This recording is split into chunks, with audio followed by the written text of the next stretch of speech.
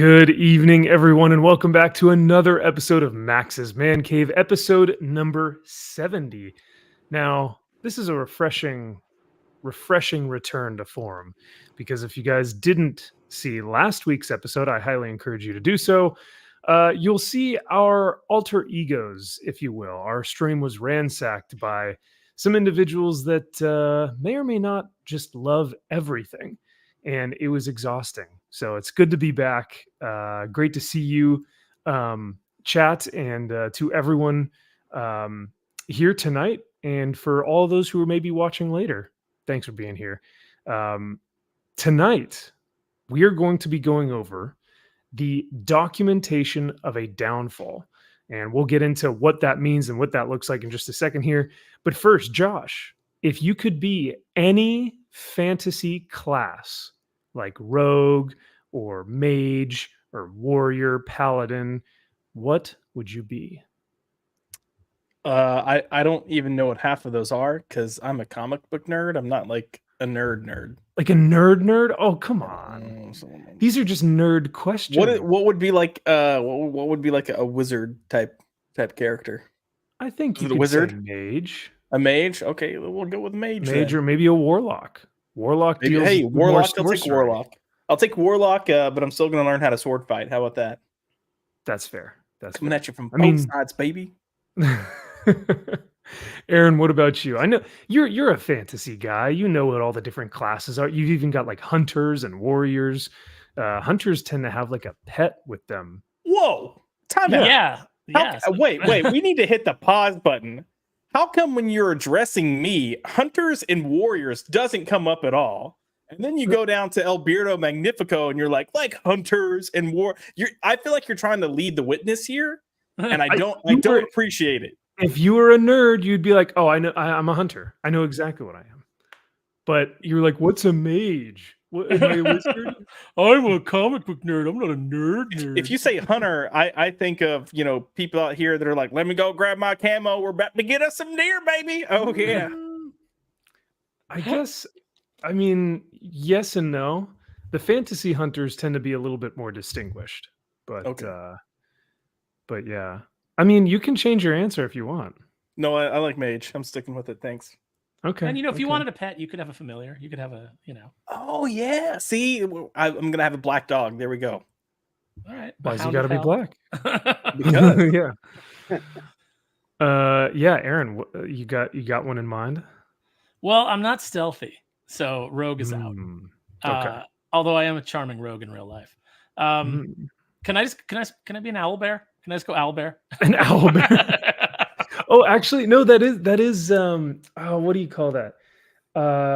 Like a Draenei or something like that, where you're otherkin, where you're like human. Oh no, I don't want to be otherkin. No, that's too much like last week. I'm going to avoid otherkin altogether. Yeah. That's a like a druid. I don't know, maybe like a druid. Druid. Yes, that's what I'm thinking of. Where you have your human form and then you turn into your like druid form. So. Yeah, I could do that, or I'd like to aim for Paladin, but I'm not there yet. Okay. Paladin being a warrior and a healer.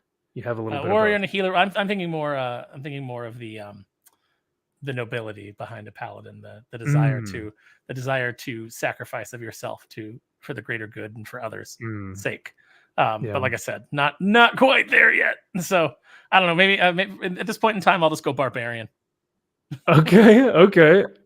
You'll have a little loincloth and some fur around your boots, and yeah, it'll be perfect. Yeah, I'll get those furry He-Man pants. You know the ones. Yeah. Drew Dolan, I know you're not super into like fantasy. You haven't even seen the Lord of the Rings. This guy. What the hell? I did. I fell asleep. Even worse, which is like not a better answer, but I'll take it. It's fair. Do you have one that you would a class that you would say?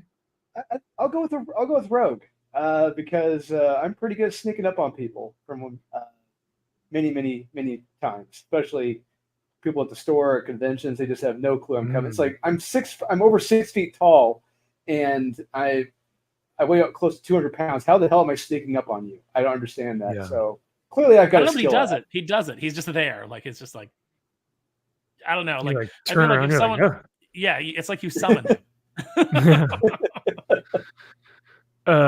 yeah, I thought that I had some cash in my pocket, and then I realized while I was walking around the convention that Drew had already taken it. So he's pretty good with that stuff.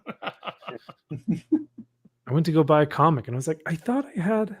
Oh well. Learn from the Yeah, Artful no. Dodger. What's up? I learned from the Artful Dodger. The Artful Dodger. The best is he just giggles after he does stuff like that. And you're like, why is Drew giggling? And then you realize your money's missing. My money's always missing if we walk by a booth that has Mythic Legions figures. And then all of a sudden I'm like, what happened to all my money? Oh, weird. I now have all these action figures. Weird. What happened? Yeah, I love the concept of a paladin. I've always, like whenever I played World of Warcraft back in the good old days when things were much simpler, I would always choose warrior. But now, like going back, I probably would choose paladin. That's such a like you said, Aaron, it's such a noble class because it's like you have to be well versed in both. Like you have to be both knowledgeable in how to heal others and heal yourself, and to be aware of that on the battlefield, and then also be skilled in like sword fighting, or like I've seen a lot of paladins that carry hammers, because a hammer is a tool to build, but also a weapon to destroy, which is kind of what a paladin does. You build and destroy. So like paladins could carry hammers. Yeah, I've just seen a lot of really cool paladin builds before, and I just love that concept. But as two men who have dedicated our lives to vanquishing evil, I think it's a fitting aspiration for us. Amen. And believe me, there is a lot of evil in today's world. I don't know if you guys heard, Chrissy Mayer just recently posted on Twitter that her comedy show was pepper sprayed, or like pepper someone. So from the account, what it sounds like happened from people that were there was after Chrissy's show, she does a meetup where she like introduces herself to people and they can come up to her merch booth and stuff like that. Well, I guess in the midst of this crowd of people that were talking to her, all of a sudden people began to tear up, eyes started to water, people started to cough. Mind you, Chrissy is 8 months pregnant. Yeah. 8 months pregnant. Oh, I thought she already gave birth. She is heavy with child. Yes. Oh wow. Very. And so what they concluded is they found like pepper spray on the ground. So some F slur decided to pepper spray and then like leave and dip out. And so everyone had to evacuate because it was so like he must have had his finger on that thing, for he or she or they, most likely they, because it was like bad. Apparently like people were coughing and throwing up because it was that potent, it was that strong. So yeah, I hope God's swift justice falls upon the degenerate that did that bullshit, man, because that is the most uncool. I tried to hold my tongue when this happened because I was just furious with anger. But do they at least know who it was? Have they figured it out? Nope. Wow. I'm gonna guess that it was a male feminist that attended the show, because only they have the resistance to pepper spray from having absorbed so much of it throughout their lives, to be able to sit there and spray that out for so long without being affected themselves. So yes, yeah.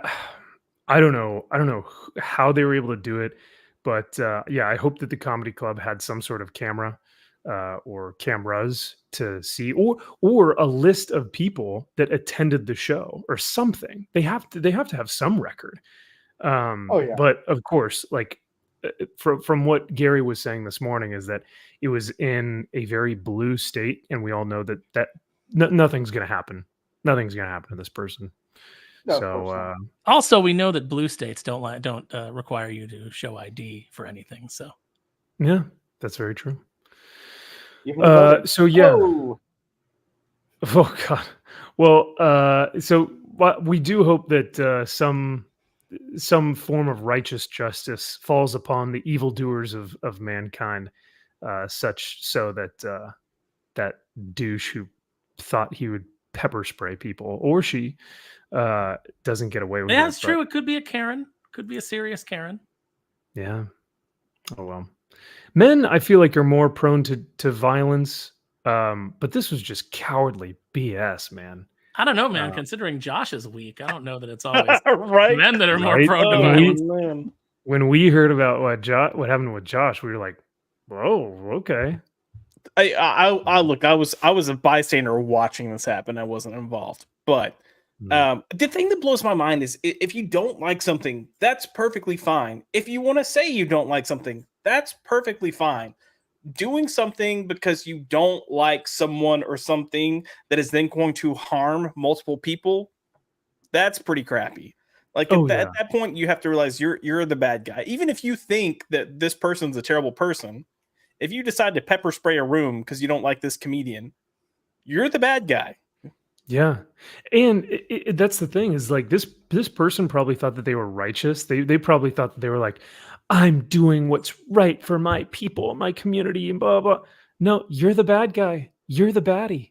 But also, can we talk about how stupid they are, though? Like, if you were going to do it, wouldn't you do it before the show started or as the show was starting to ruin the show? You wait until, like, the show's done, people are doing meet and greets, like, we're wrapping up the night, and you're like, oh, I'm going to show them.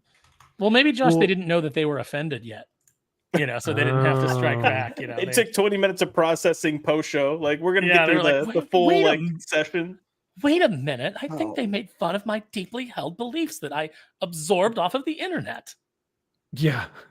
Well, that is the thing that kind of Chrissy was joking about, because she was like, if they pepper sprayed me, why couldn't they have done it during my show so that I could have at least gotten footage of it and made money from it? But like, no, they waited until like afterwards, like a coward that they are. So yeah.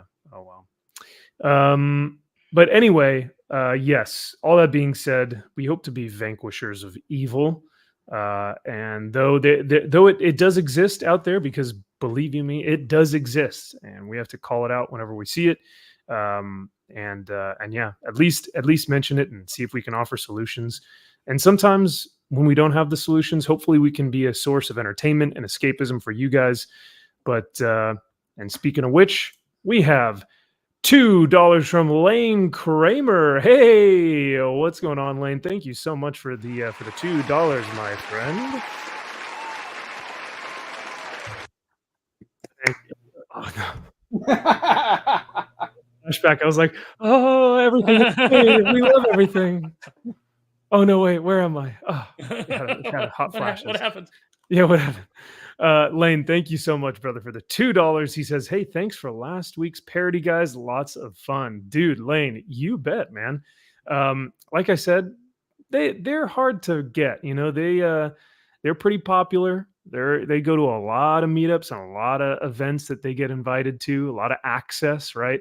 So we won't get them on the show all the time, but when we do, it'll be a fun night. I promise you that. So absolutely, thank you for the $2. And hail to everyone in the chat this evening. We've also got Rizkit for a Biscuit for gifted 5 MVP memberships. Whoa! Hey, let's get some.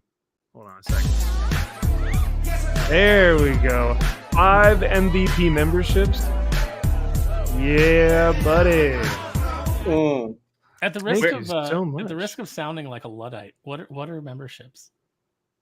Like, I see this all the time where people are like, and so-and-so's gifted 10 memberships, and I'm like, I don't know what's happening. Same here. Yeah, no worries. So you can subscribe to the channel for free, costs you nothing. You can like the video, costs you nothing. A membership, though, if you want, you can join the MVP channel's membership, which basically means that you can choose one of 3 tiers. I think my first one is like $1.99 a month. The other one is like $2.99 a month, and then there's like a $9.99 a month. There's something like that. There's Viking, Spartan, and Templar tiers, And I know, kind of cool. What you guys get as members is that y'all get to hang out with us behind the scenes. So I post videos that are behind the membership wall. So none of the, almost 5,000 subscribers that we have get to see that, but the memberships do. So right now, I think I have currently somewhere between 30 and 50 memberships or members on the channel. So thank you all to the glorious members. And then you guys, like, so for example, last week, Josh and I actually watched 2 episodes of Buffy, and we did a watch along for the members. Last week as well, after the stream, when we did our parody show, you guys could hang out with us afterwards at the after party. So you have a ton of different pieces of entertainment that come with the membership. And every now and then we'll do membership streams where you guys can like actually hop on a stream and be a panelist with us. So those are just all the perks that you get. And that's what a membership is. So thank you, Rizkit, for a biscuit, for gifting 5 of those. That is awesome, man. And welcome to those new 5 members. That is fantastic. Now, does the person who gift the memberships, do they choose who in the chat they give them to? Or is it just like there's 5 memberships available to be claimed, first come, first serve? Or how does that work? It kind of gets sent out automatically. So you have to have your profile set that you can receive gifted memberships. And then it kind of bases it on people that are active either in streams or in chats. And it'll kind of dish it out to them. So, amen. Yeah, we do love talking about glorious members on this stream, I will say. So, and it looks like it's a random lottery. Yeah, buddy, the MVP hat. You guys can get that in the description down below. This is just turning into a promotional stream. What else can we talk about? Go check out Maximus Prime, which is my Warhammer channel. Like, let's just talk about all of it. But speaking of a new member, we've also got Rizkit for a biscuit becoming a YouTube member. Thank you, sir. Grateful for you. Very kind of you. Yeah. Rizkit for a biscuit. Dude, you are crushing it tonight. Thank you so much. Go ahead, Josh. Can I just say, this feels wrong. Oh, well, we're missing something. That song should include Silkies. That's all I'm gonna say. I feel like there needs to be another song played, because now I feel like you're just teasing the audience and no Silkies. And I'm also disappointed that you went through your memberships and did not pull out your helmets. Well, I have a few of them. I do need to put on my Space Marine helmet that you got me, because that is actually a tier. So if you've been a member for longer than 6 months, you become Space Marine tier. So you go from Templar tier to Space Marine, and so I'll have to put on that in the chat. So you're right though. I don't have any Silkies on. So what I'll do for my main man Rizkit, I'll give you a clip here. Strength and honor. Strength and honor. What we doing live? Echoes in eternity. We won't talk about the fact that they're making a Gladiator 2. We're just gonna pass right by that. Gladiator 2 Electric Boogaloo. It's gonna be great. Exactly. This time Gladiator wins. Yeah, this time it's personal. Yeah. They're making Gladiator 2, and yet still no one will pick up my screenplay for Air Force 1-2 Air Forcer. Air Force 1-2 Air Forcer. Oh boy. But yeah, Strength and Honor. Hopefully Gladiator 2 just gets whisked away into obscurity. Rings of Power has already been laughed at into the ether. Like when someone says Rings of Power, everyone goes, dude, that's a joke, right? You're not actually referencing Rings of Power. So hopefully they do that with Gladiator 2 as well. When people say Rings of Power to me, I immediately clutch my stomach and look uncomfortable and say, there is a tempest in me. Oh, God. I had Taco Bell for lunch. Oh, there's a tempest in me. Yeah, well, we'll have to figure out another song to play when people give memberships or super chats, because I have a ton of clips, but we need a song to play as well. Because Josh, it's kind of like Pavlov's dog, you know. If I play that song, people are immediately going to start getting rumblings in their pants, they're immediately going to start feeling something like, oh my goodness, what's going on? So since this is a comic book channel, we need to make sure we categorize this correctly. They get the Peter tingle is what it is. thank you. Thank you for, I appreciate that. Well, I just to get some laughs out of the way before we get into this documentation of a downfall, which is quite honestly one of the greatest things I've seen in the comic book industry to date. I wanted to give us some laughs here real quick. Have you guys seen this yet? Oh gosh, what are we doing? This is not my first rodeo. Have y'all seen this clip yet? I have not. I mean, just that freeze frame right there is pretty hilarious. Right. Oh, Rob. So, Oh my god, did somebody pepper spray Rob? What's going on? oh no, no, not Rob. No, they got Rob too. So this is the famous, like, legend of the industry, Rob Liefeld. I was watching this earlier today and laughing my ass off. I was in tears. So Rob notoriously does a fantastic impression. I won't tell you who it is, but after he does the impression, see if you guys can tell me who you think he's impersonating. So here we go. This is Rob's impression of another comic book creator who he has worked with in the past. Everybody, Todd Father here, bringing you the latest in the Todd McFarlane. This is the new Batman Samurai. Batman Samurai, kind of cool, got some cool shit here and there and in a package, and I make them a little bigger so they don't match up with their Hasbros, just to fuck with you, because that's what I do. I fuck with people. Turn on the light. Anyway, everybody, this is the new Samurai Batman, looking cool. Gonna come up with the 2-pack and the 3-pack and the 4-pack and the 5-pack. Gotta go buy my toys. Come on. He goes, come on. You want to know what's funny is, okay, number one, Todd has always sounded like a grandpa. Even when he was young. He had he sounded like a grandpa. But so when I was still at Frankensons, Rob came into the booth and was asking me about the McFarlane figures and how they sold. And one of the things that I told him was that they would sell a lot better if Todd didn't always have to create his own scale. You know, he's like, these are 6-inch figures, but they're actually more like 8-inch figures. Their legs are ridiculously long. Like, if you hold them up next to a Marvel Legend, their crotch to the tip of their head is basically the same size as a Marvel Legend. And when you get to their legs are these ridiculously long legs that make them tower over Marvel Legends, and they kind of look ridiculous.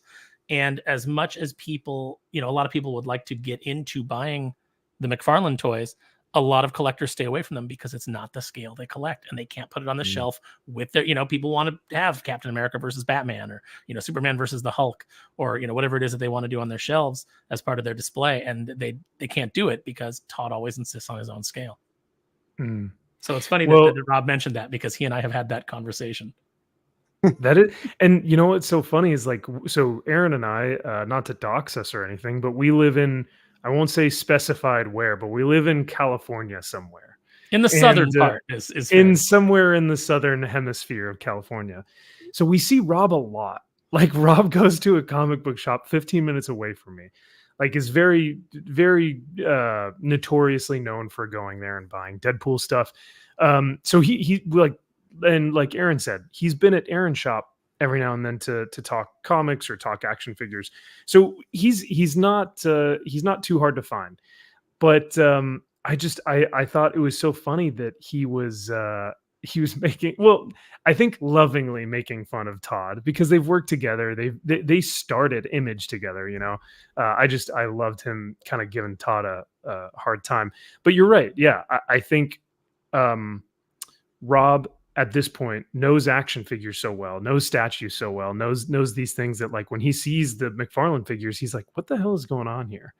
So, but yeah, like you said, you guys have had this conversation before, so I think that's pretty interesting. And speaking of action figures, real quick, Rob, he's getting into the action figure game now. I don't know if you saw this. He posted it yesterday on his Facebook page. He's going to be doing action figures of Bloodwolf and a few others from the team Bloodstrike. And, hell yeah. Yeah. I don't follow Rob's Facebook. I don't pay attention to Facebook because I am not a grandpa. Yes. Well, you know what will make you You know what will make you feel like a grandpa? Our next clip here. So we have a fun game that we play essentially where basically we speak in like Gen Z language in our group chat here, where we'll say like no cap fam, or man, I've got the Riz, Rizzy Ricky Rich or whatever. And we meme it, right? We joke about it all the time. This guy, I think he's a comedian. This was hilarious, but also made me want to have the meteor fall upon us as quickly as possible. So this is the new Gen Z speak, and I wanted to get y'all's take on it because it is cringe as hell. And this is what we can expect from the newest edition of individuals contributing, quote unquote, contributing to society. Oh no. Yeah, they have me covering a robbery suspect. Right, it's giving broke. He's in his criminal era. Like, he really thought he ate. He's literally starving. Do you have a vape? No. Okay. Not this guy really trying to be on TV. Who's gonna tell him? Not me, your turn. Not me. Can you scoot back? Okay. Is it me or is your vibe kind of off? It's kind of off. It's giving Gemini. I don't know. Like, it's fine. I don't know what you're going through, but like, do you know you're rising? Oh my god. Your moon? Okay. Just say that. You can just say that. Just say I don't know my chart and move on. Gosh dang it. Where's the meteor? Where is the meteor? It's not coming soon enough. Like, as someone who less than a year ago was managing large teams of people, some of which were teenagers, this was an everyday thing. I'm not gonna lie. Ugh. Jesus. Just like, so for example, you guys heard it's giving Gemini. What he's trying to say is, I'm getting Gemini vibes from you. That's the full sentence. Gen Z have just taken words out because it's too hard for them, or they don't even understand how to speak. Ugh. That clip made me want to go outside and just run at the first living thing I saw and kill it with my bare hands. and then eat it and just rip the meat from it and just. Yeah, that was so upsetting. It really it's so infuriating and it's so upsetting. It just makes you go like, what are we doing? What are we doing? Have you guys seen the Gen Z Bible? There's a guy on Instagram who translates the Bible into Gen Z. But here's the thing. Yes, it works. It does. I need to rewatch what are they doing? I forget. And I went out and I looked it up. I looked up the passages and I was like, I'm understanding everything that they're saying. Like, they do it really well. Whereas this, I was like, what is this idiot talking about? But like, when they do the Gen Z Bible, it's you haven't lived until you've heard Jesus say, "Ayo, chill." Ayo, chill. Is that like do not fear? You know, like yeah. Listen, like, Mary, you will give birth to the main character. Oh gosh, to the main character. Yeah, no, I can't take the Gen Z speak, man. Like, the audacity to insult someone without looking them in the eye and to absolutely be a degenerate loser, to be like to think that like your vibe is off, like, just it would anger me so much to deal with someone like that. But I watched a video today, and it was just hey, what do you think? It was like just one of those questions about like men and women, and they asked this girl, and she's like who's more important, men or women? Which is a ridiculous question, but you're gonna get ridiculous answers. Mm-hmm. And the girl's like, women, obviously. I don't even know what we need men for. Like, what do men even do? And then the guy's like, well, what do women bring to the table?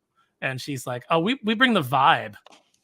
And then like some guy comes over and they're like, okay, what do you think of that?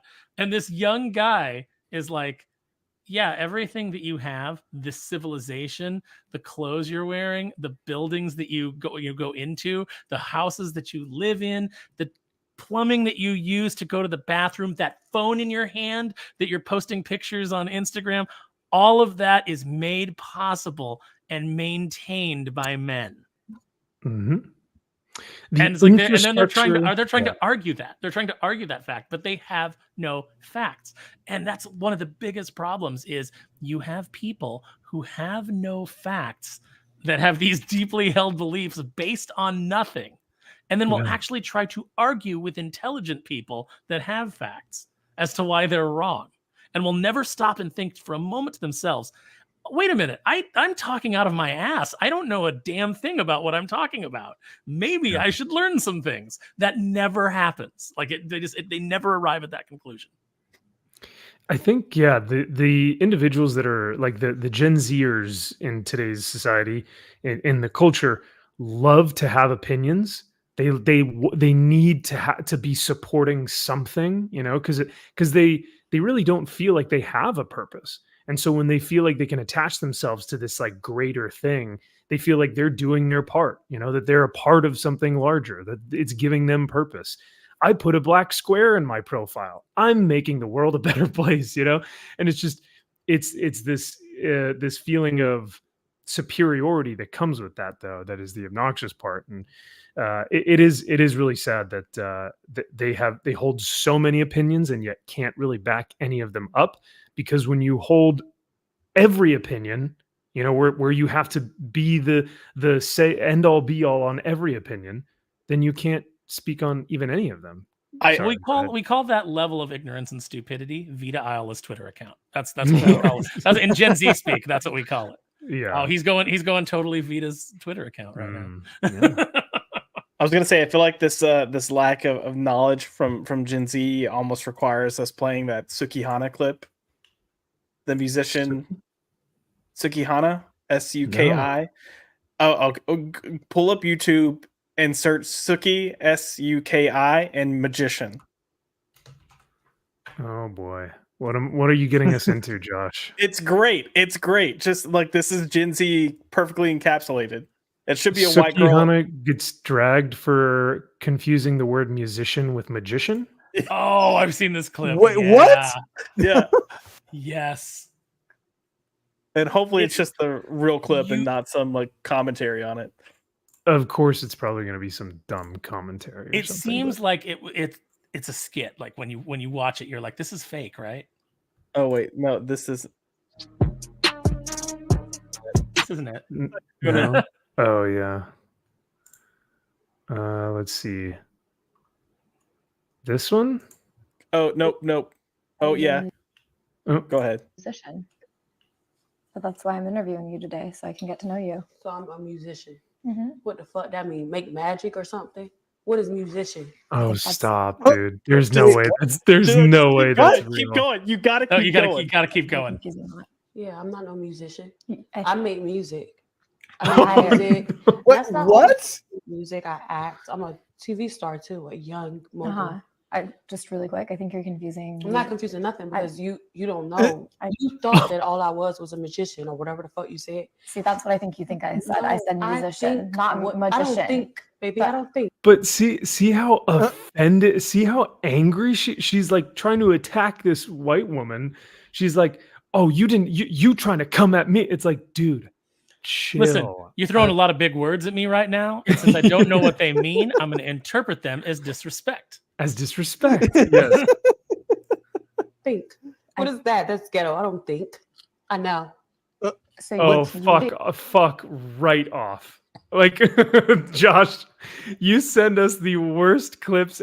I thought my Gen Z clip was bad, but this is worse. God, where is the meteor? Literally, I'm a where is the TV actress. meteor? I'm a young TV actress. I'm a mogul. Oh my God. Yeah, she's giving Biden. I don't think. No, that's the truest ghetto. statement that came out of that. Oh my, yeah, that's a true statement. Do I even want to play the rest of this? Yeah, just finish because it gets really good. I'm already angry. It's like 20 seconds more. You can do it. Okay. Think. I didn't say magician, Suki. I said musician. And I think you are a musician. No, baby. I do music. So you just really just really quick for the Just record, really- could you say you don't think you're a musician? I'm not none of that. But then after that, you just said I do music. Yeah, I do music. So in other words, Yeah. you're a musician. No, I'm not. Okay. Okay. I like how she just Oh. concedes. She's like, okay. Did you hear how defeated she was? Just okay. Well, her part, like kind of the way that she interviews people is a bit, but that was you stumbled into gold. You stumbled into gold by talking to someone who is so unbelievably ignorant and combative. Have you ever noticed how combative ignorant people are? Yeah. Always. It's just 0 to Right. 60. Yeah. Well, like you said, when they are that dumb, I'm going to take that as offense, right? I'm going to take that as disrespect. It's like, have a thought. But, Chrissy in the chat, she's giving Biden. yeah, right. Right? She's talking like an angry old Alzheimer's patient that just gets Too irritated with funny. people because they're confused. Steph and I were joking this morning because we had the build stream. And so I said, hey, have you guys heard about this stupid Gen Z thing that just says it's giving blank instead of it's giving me these vibes, these blank vibes. And so she just started talking to me that the whole rest of the day. And she's like, and so then I was, which just, it's not a good recipe. It's a recipe for disaster. So, And Max, you think it's bad now, but give it another 5 years. And this is how our superheroes are going to be talking in our comics. oh, dude, they're already Tom, It's going to Drew, get worse. It's going to Yeah. get worse. Drew, what was it? Was it Tom King who did the Wonder Woman backup story? And it was the 3 kids. It was like Wonder Yeah, Woman. it was Or no, Tom it King. was Yeah, Trinity, yeah. Damien, and John. yes, yeah. Yeah. And they had some Gen Z language in there where she was like, we didn't grow up with the privileges that our mothers and fathers had. So all we have is hope and all this bullshit. And I was like, okay, blah, blah, Fuck blah. off. Yeah, yeah. But 30 years from now, we're going to be talking about how Tom King was ahead of his time. I don't think we're ever going to have that conversation. No, never. I think we're going to be respond. talking about how they finally legalized marrying your parents, and he's getting married to his mom. That's Oh, what we're going to be talking about. You know what? Please, Tom, just do it, man, because then you won't be giving us bad comics anymore. He probably would actually be able to write normally for once if he finally married his mom. Ugh. Or a dominatrix. Either one. Just something, please. Well, speaking of Tom King, I wonder if he is on this list. So here we go, ladies and gentlemen. To preface, tonight's stream title is Documenting a Downfall, a deep dive into the destruction of the comic book industry. Now, if you guys haven't followed your boy Zaxx's channel, Richard Mayer, what he is doing to the benefit of everyone and to the benefit of the comic book industry in general is he has created a Google document that everyone can go onto right now. I put it in the description below, and you can send in different events that you believe should be on the documentation of the comic book industry downfall. And so what the guys and I are going to do tonight for the rest of the evening is going to kind of go through these one by one and just look at all the different things that have happened within the comic book industry from 2009 all the way to 2024. This is one of the most detailed and honestly weaponized autistic thing I've ever seen in the world. And it's brilliant. I mean, I truly cannot think of anything else that would be better for us to look at something, look at the steps that have led us to where we are today. And so I'm going to go ahead and pull this up, but this is something that I think will be talked about for years to come. And I truly think that at some point in time, there will be either a documentary or there will be a business course on how to ruin an entire American industry in the span of a decade. It has to be studied, because this is just, it's too incredible to not recognize. So here is the document in question. Like I said, you guys can find this in the description below if you guys want to follow along with us, or you guys can just take a look. And at the bottom here, you will see an email to Richard's, diversityandcomics@gmail.com. So if there is something on here, this is the second draft as of February 11th. So if you guys see something on here that you think should be taken off or anything that should be added, you can actually email Richard and say, hey, I think this is a really important thing to note. The other thing I'll say lastly is that these are, I think we have about 100 and maybe less than 100 things here. But each one of these, it's about 70 something. Yeah, it's about around 70. He's got. And he's very specific. It can't just be this person said this asshole thing on Twitter. It has to be something that had like an effect, like a cascading effect. For example, Tom King attacking Jay Lee and trying to get him canceled for internet clout would be something that had ramifications throughout the industry. Yes. And I think that's what's really cool about this is that it's not just, hey, they made so-and-so gay, right? Or they made this character black, or like that happens all the time. But these are like the significant moments that truly changed history.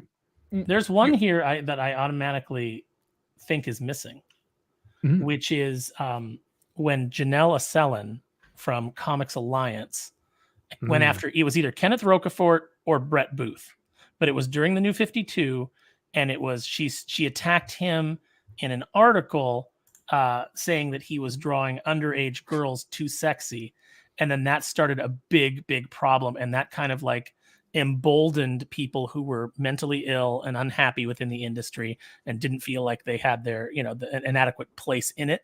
That was kind of the catalyst that allowed people to start attacking, like these journalists to start going on the attack against comic creators, against comic companies, in order to make them more diverse, more inclusive, more sensitive.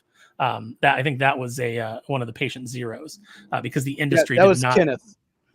Yeah, it was Kenneth, right? Yeah, okay, Kenneth. Yeah, I think Brett, when he did Starfire. Yeah, how he drew Starfire and Supergirl. Yeah, Starfire, and then it was I think it was specifically Wonder Girl on a cover.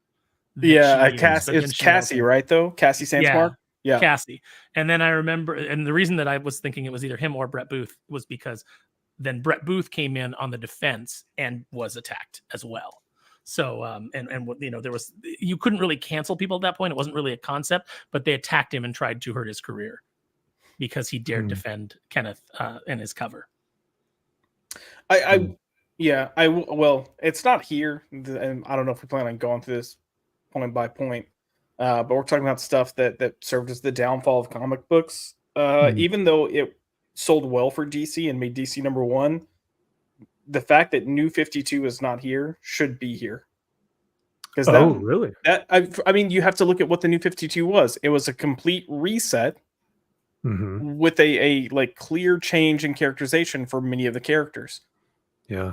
It also kind of led on to this, like, well, we can just reset. That we've kind of seen with them actually starting at new #1s, and it kind of started that, at least line-wide trend of doing that.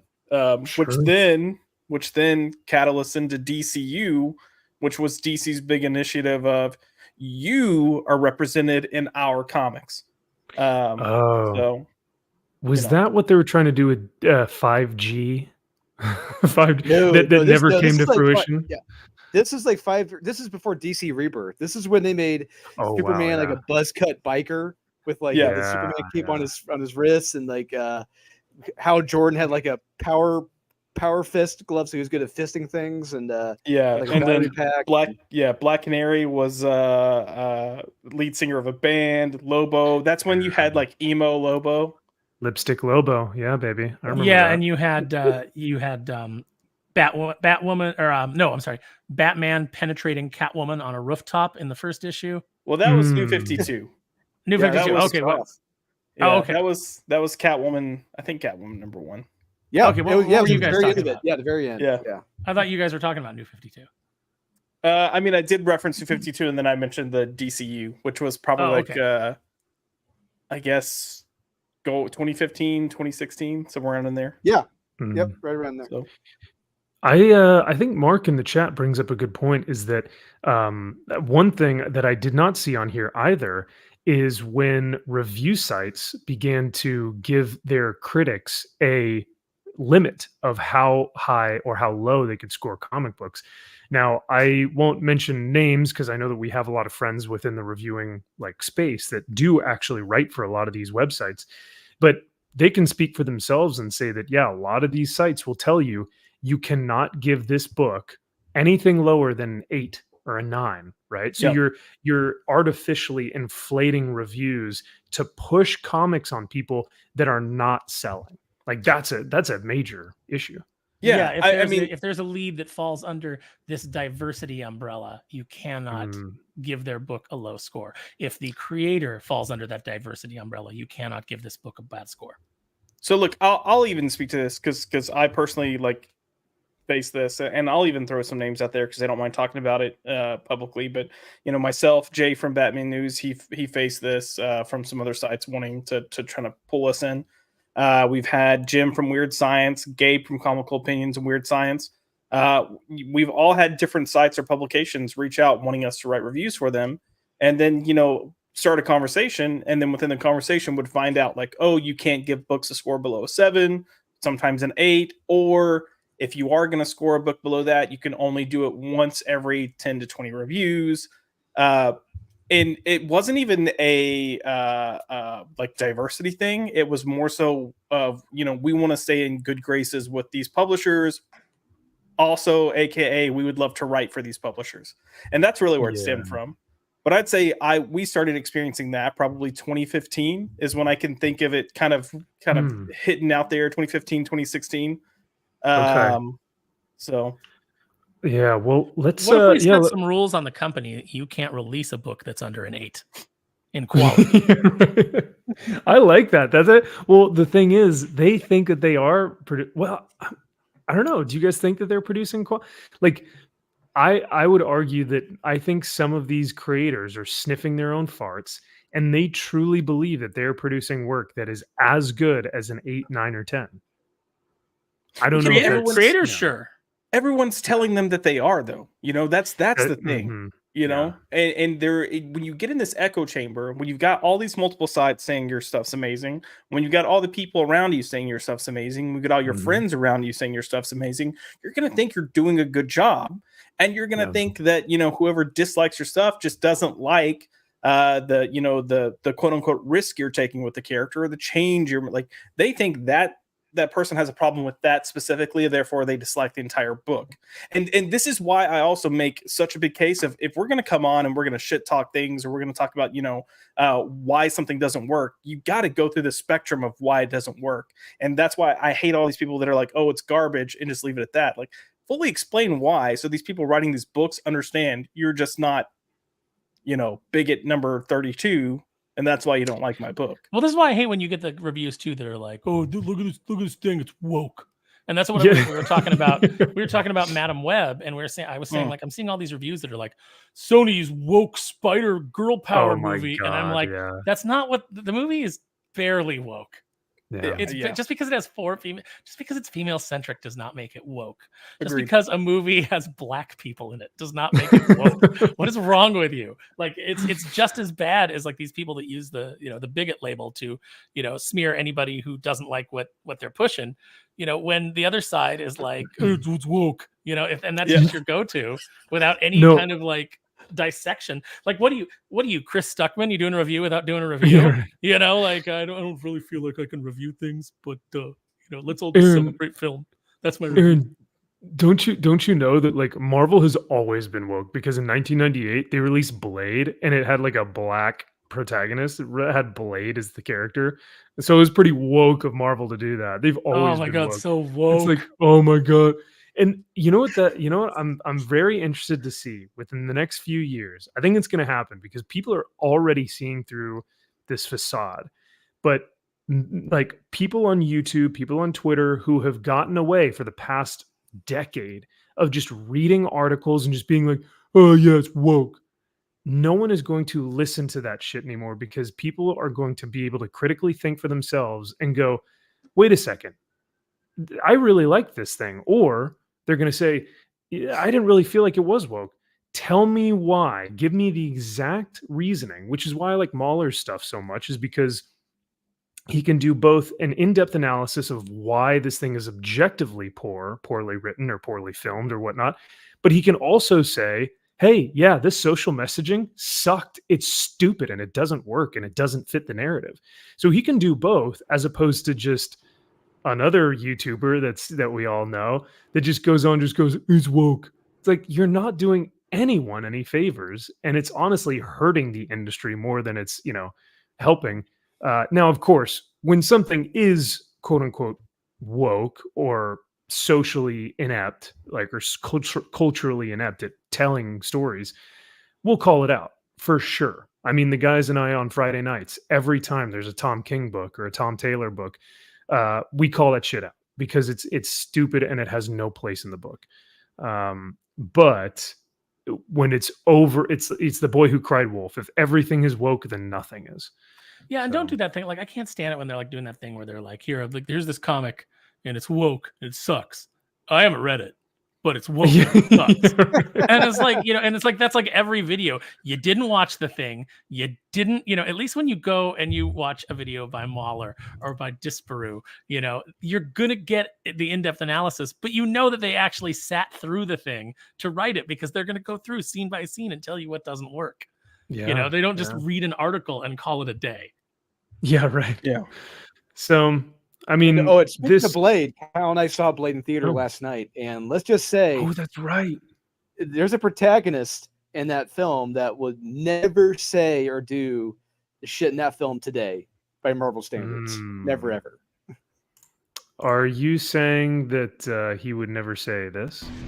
Some motherfuckers are always trying to ice skate uphill.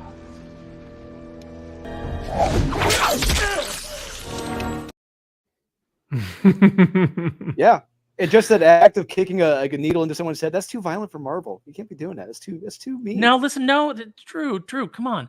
Echo had R-rated fight scenes, that were just as good as anything from the Netflix show. That's what they said. They wouldn't lie. That wouldn't just be marketing spin.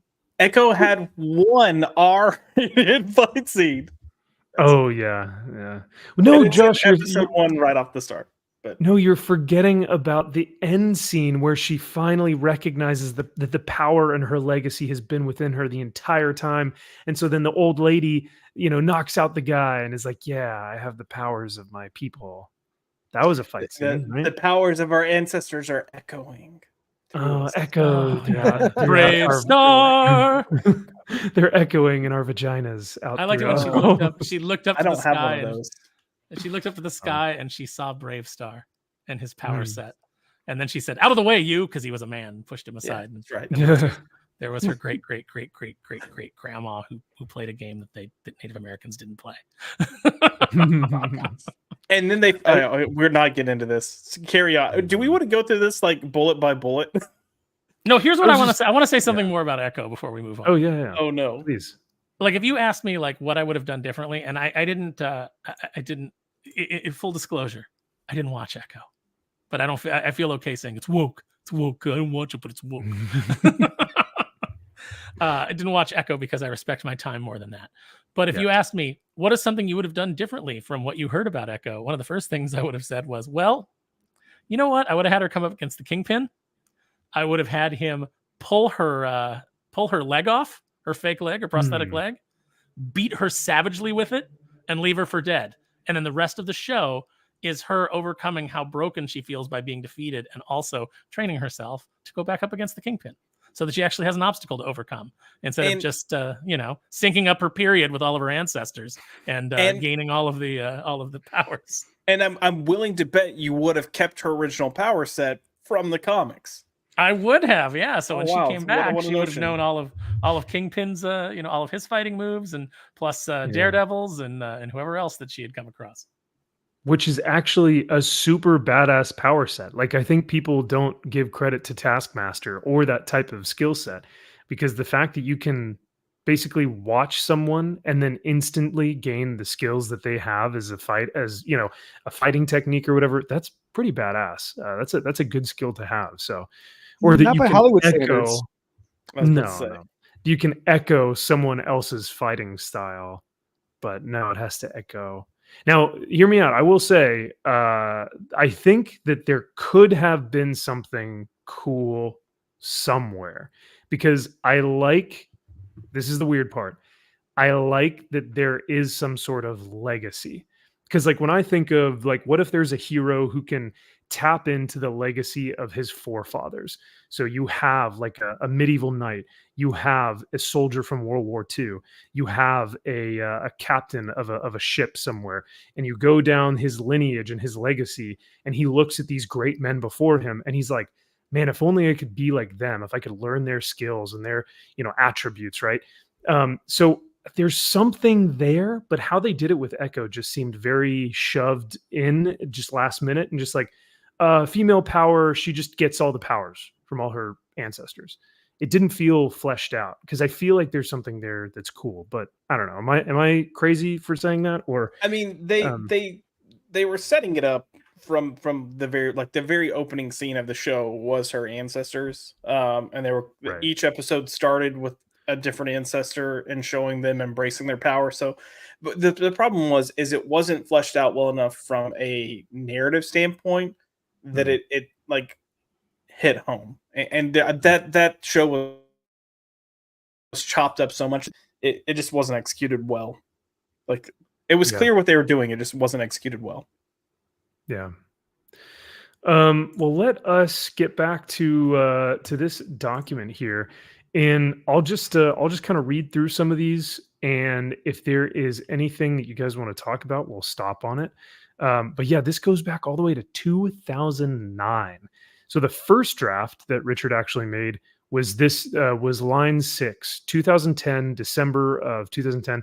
Dan Slott tells fans, "Go fuck yourself," and this was specifically go period fuck period yourself period. And the great thing about this document is the receipts. I cannot believe that we have pretty much found every one of these links, all but maybe 2, it looks like. I mean, damn, dude. Most are still active. Yeah, I clicked on a few of them. They're still active. Yeah. Oh, yeah. And I'm sure that even if they're not, people have screenshots of these. But the one that we can't locate, it looks like, is the one that gave us the quote unquote female audience. In February of 2014, the industry gaslit itself that 47% of U.S. comics audience is female from Facebook, and the event that happened is begun the phantom audience has, and there's no link. No linky poo. I think it was a poll. I think it was a poll on Yeah. Facebook or something that someone had Yeah, done. it was just basically, do you like comics? So Yeah. that all the women who go, I've seen the Spider-Manses before, I like comics. And I know wasn't Family it like Circus. wasn't it only like 60 participants or something, like 60 something participants even Yeah, it was voted in the it poll? was such a skewed like Oh, But I also know Garfield. it's crazy that, like, even despite all that, it's crazy that the thought process of looking at this poll and saying that 47% of comics readers are female, instead of going, hey, we should promote that comics are for women as well, they went, oh, we need to change comics for women. Like, mhm. clearly this poll would be showing women are reading more than we thought. Yeah. No, you're so it makes absolute, like, if almost half of your audience was like, hey, yeah, we read comics, and then you shift and go, oh, we have to make it for the people, those half of people that are reading it. You'd be like, but they're already involved, they already like it, so why change it? the idea Um, that comics are for everyone is Mm. never one that has sat well with me, because comics are not for everyone. Comics are for people who like comics. Yeah. They can be for anyone, but that Mhm. person has to like comics, has to Mhm. enjoy the medium, has to largely enjoy what the biggest piece of the industry was, which was superheroes. And I think that can be said for a lot of different things, is that, like, if you say that, anything can be for everyone, it could be, but it's only for the people who actually want to engage with it and respect it or whatnot. Yes, the comics, Warhammer, movies, video games can be for everyone, but it's really for anyone who wants to be engaged with that. Anyone who likes the thing that it is, not someone who yes, goes, I look at this thing and I want to change it so that it fits me better. There's no better example of this than that cartoon that goes around continuously. It's where, they're like, we've made more of the thing. And then the crowd is like, all right, thing. I love the thing. I'm so excited for the thing. And then there's just one person behind him going, I do not like the thing. I think the thing should be changed so that I like it. And then they're like, oh, and they remake it. And then they're like, well, here's the new thing. And it's just called Thang. And then the regular audience is like, oh, that's not the thing that I like. And it's like, yeah, we'll go find another thing. And they leave, and the corporation turns back to the person that complained and said, will you buy the thing? And that person goes, I was never really interested in the thing. Yeah. I was never going to buy it. I was never interested. No, I just want to complain. Yeah. It's like that post that we saw from Perch this week, Drew, that we went over on Friday, where there was a Twitter exchange between an individual who is like, does this panel of Mystique and so-and-so, does this scare you, bigot, you chud? And the guy's like, no, it doesn't bother me at all. It just says that you're going to sell less than 1,000 comics. And and the individual wrote back and was like, ha, good, because I pirate it anyway because Disney supports Israel. And I was like, what the fuck? It's just like, what are we doing? What are we? The absolute state of comics is right there in that exchange. Your audience, ladies and gentlemen. Yeah, on full display for you. These people do not support comics. They were never going to buy them in the first place. They don't like it in the first place. They believe it's inherently patriarchal and oppressive and not inclusive. But then they'll turn around. Part of capitalism. Oh God, the worst. Absolutely the worst. And they'll say, but then they'll turn around and they'll go, no, but X-Men has always been woke or whatever. And it's like, make up your mind, man. Just. Well, I mean, I responded to a tweet today that Geeky Sparkles posted, where once again J.K. Rowling was just decimating her haters. Yeah. But it was someone saying that because of your ignorance and et cetera, trans people have been forced into sex work. J.K. Rowling was like, well, I'm glad they're still alive because I was told that me knowing what a woman is would cause them to would cause their death. So I'm glad they're still alive. But, oh my God. But I saw that and I was like, wait a minute. I've been told for the last several years that sex work is real work and is to be respected. Mm-hmm. So they've been forced into fantastic careers. Why aren't you applauding J.K. Rowling? Yeah, because you've tried so hard to gaslight me into thinking that sex work is actual work and it's virtuous. Well, now all of a sudden, because you need to shift the narrative. Now it's bad. Right. Well, and to keep the spotlight on the whole J.K. Rowling thing, let's not forget what really started this was J.K.'s comment saying like they'll never trans women will never fully understand what it feels like to be a woman because they've never gave a list of things that biological women go through. Well, now let's fast forward a few years. You've got all these trans people coming out, doing these confessionals, going on TikTok, going on social media, talking about how people will never understand what it's really like to be trans because they've never lived in a body thinking it was the wrong body or feeling that it was the wrong body. I'm like, you were literally saying exactly what J.K. Rowling said. Mm-hmm. And she's the devil and you're Jesus. Like, okay. No, it's a great analogy to what the comic book industry has done at this point, because 10 years ago we were like, hey, we need to start getting rid of the ton of variants that are coming out. We need to stop focusing on like a lot of the identity and race swaps and stuff like sexuality swaps. We should be doing less events, like all these different things that we had listed out. And we were being called, the worst people alive. We were run out of the industry, called Nazis and racists and bigots and white supremacists. But then once the industry was like in dire straits, which, it's in a state where it's like, we can't save it anymore. It's done now. now people are like, you know what? I really think that these variants are hurting the industry. And it's like, oh, okay. Well, it's a little bit too late. I'm sorry, but yeah, that's not how we're gonna save things now. I mean, we're way down the hole. Oh no, the poison you told me not to take and I took is now poisoned me. Yeah. Like, oof. We literally had a scratch and sniff cover back in December. A scratch and sniff cover in December. Oh no! There you go. What's that tell you? Yeah, we're done. we're done, guys. It was a good run, but like this document here. What did it smell like? I think it was a Santa Claus cover for DC. They did. It smelled like peppermint or something like that. I forget what it was. Dumb. I like my comics to have a natural smell, like when you open up like an 80s book and you see the newsprint and it's got that newsprint feel with the ink and you smell it and you're like, comics. That's what it's like. Yeah. So you're not gonna buy the book that's gonna come out that's gonna smell like Mags's apartment? I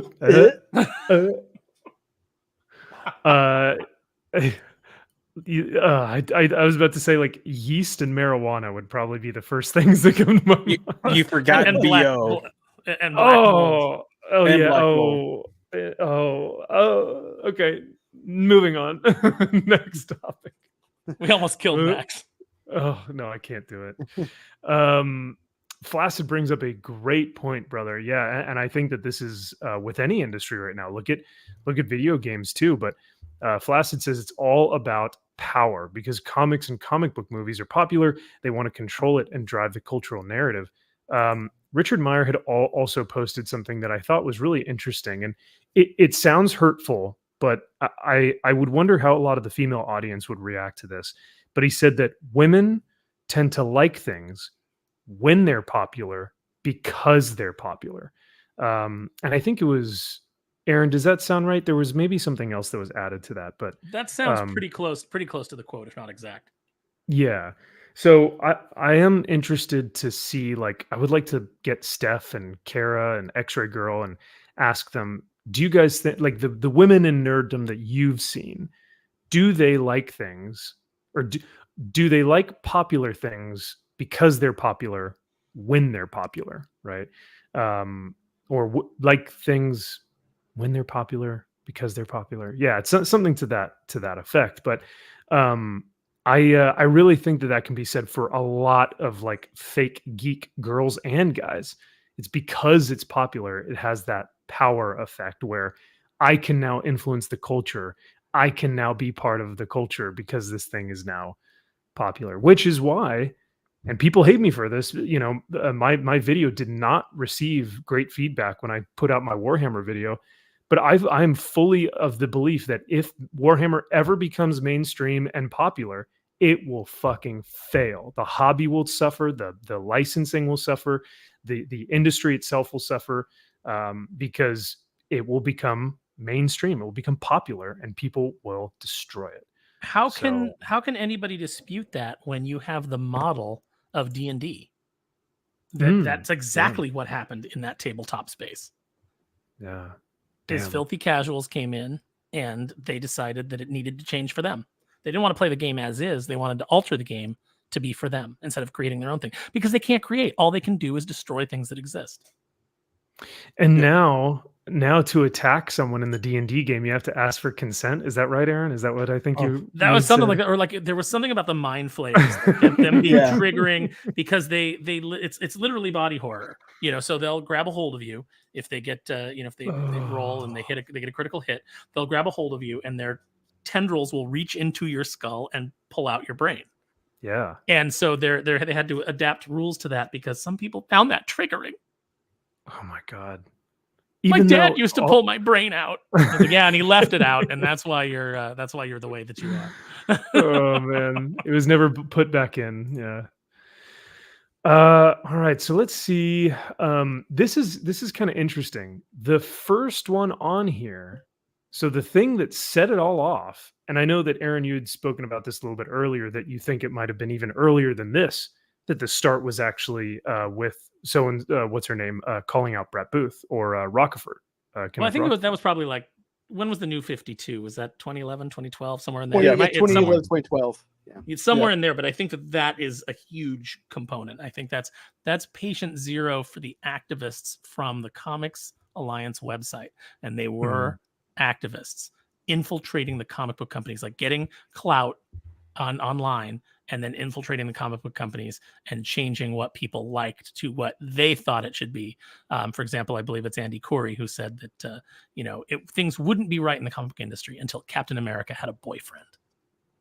Oh, and those were your guys. Those were your guys at Comics Alliance. Oh yeah, that was. I'm 99% positive that was Andy Corey, which goes to show you why the Vertigo reboot lasted like all of 6 months. Yeah. And then Josh, you had said New 52. What year was that? Do you remember when that launched? That was 2011 going into 2012. And for me, it's more so a thing of just doing this hard reboot because it feels like publishers have gotten this blasé, nonchalant, like just do it, and if it doesn't work, we'll reboot it. It very much feels like that is the mentality with books these days. And it's just the reverence of the history of these characters and these stories. It feels lost, and it feels like we lose more of that every time there's a reboot, whether it's soft or hard. That's what she said. I was about to say, I'm getting hard just thinking about it. No, I'm kidding. So then we have, the first one, Sana Amanat. Yeah. Yeah, I feel like this has to be here because she's, I guess, the prime example of self-insert for comics. And here's the thing: I would even go so far as to say she probably wouldn't be here if she didn't end up getting a high enough position of power to then force Kamala down everyone's throats. Like if she had just been, what was it, an editor or whatever she was brought in as? Yeah. If she had just remained at that level and not gotten the power that she got to really just, try to put Kamala in everything, we're gonna, it's interesting. Like this isn't the first person that's done a self-insert, but sure. When you then get the power to say we're putting her in this book, we're doing this, we're gonna it changes the scope of things. Like Madam Web would say, Josh, when you take on the responsibility, great power will come. God, isn't that right? Isn't the truer words have never been spoken? But no, you're absolutely right, and that's why the result is political appointee. Because I think that by her self-insert, people realized, hey, we can appoint ourselves into these places of political influence in this industry. We can put these characters in these places and say, you move, right? We're going to put this character in here and you can't tell us any otherwise. So this was definitely a big one. I think this one is bigger. Disney buys Marvel for $4 billion. That was I would disagree with that. I don't think because Disney hasn't done shit with the comics. Like they've been so hands off with comics. But I think that things changed within the editorial. If I had to say why that could remain on there, I think that being owned by Disney and Disney controlling the movies and recognizing the fact that they weren't going to be able to keep these actors for maybe as long as they wanted because they would get more and more expensive. So we need to replace things. I don't think that there was necessarily an edict to Marvel to start changing out their characters, but I think that editorial thought that that's how they would stay relevant. And so that I think that's part of what led to things like all new, all different Marvel. We need it to be more diverse. We need it to be younger. We need it to be, hip and now and wow. Yeah, but look, you see, I'll even argue this. I don't think that's because Disney bought them. That's what comics have been doing for a while now.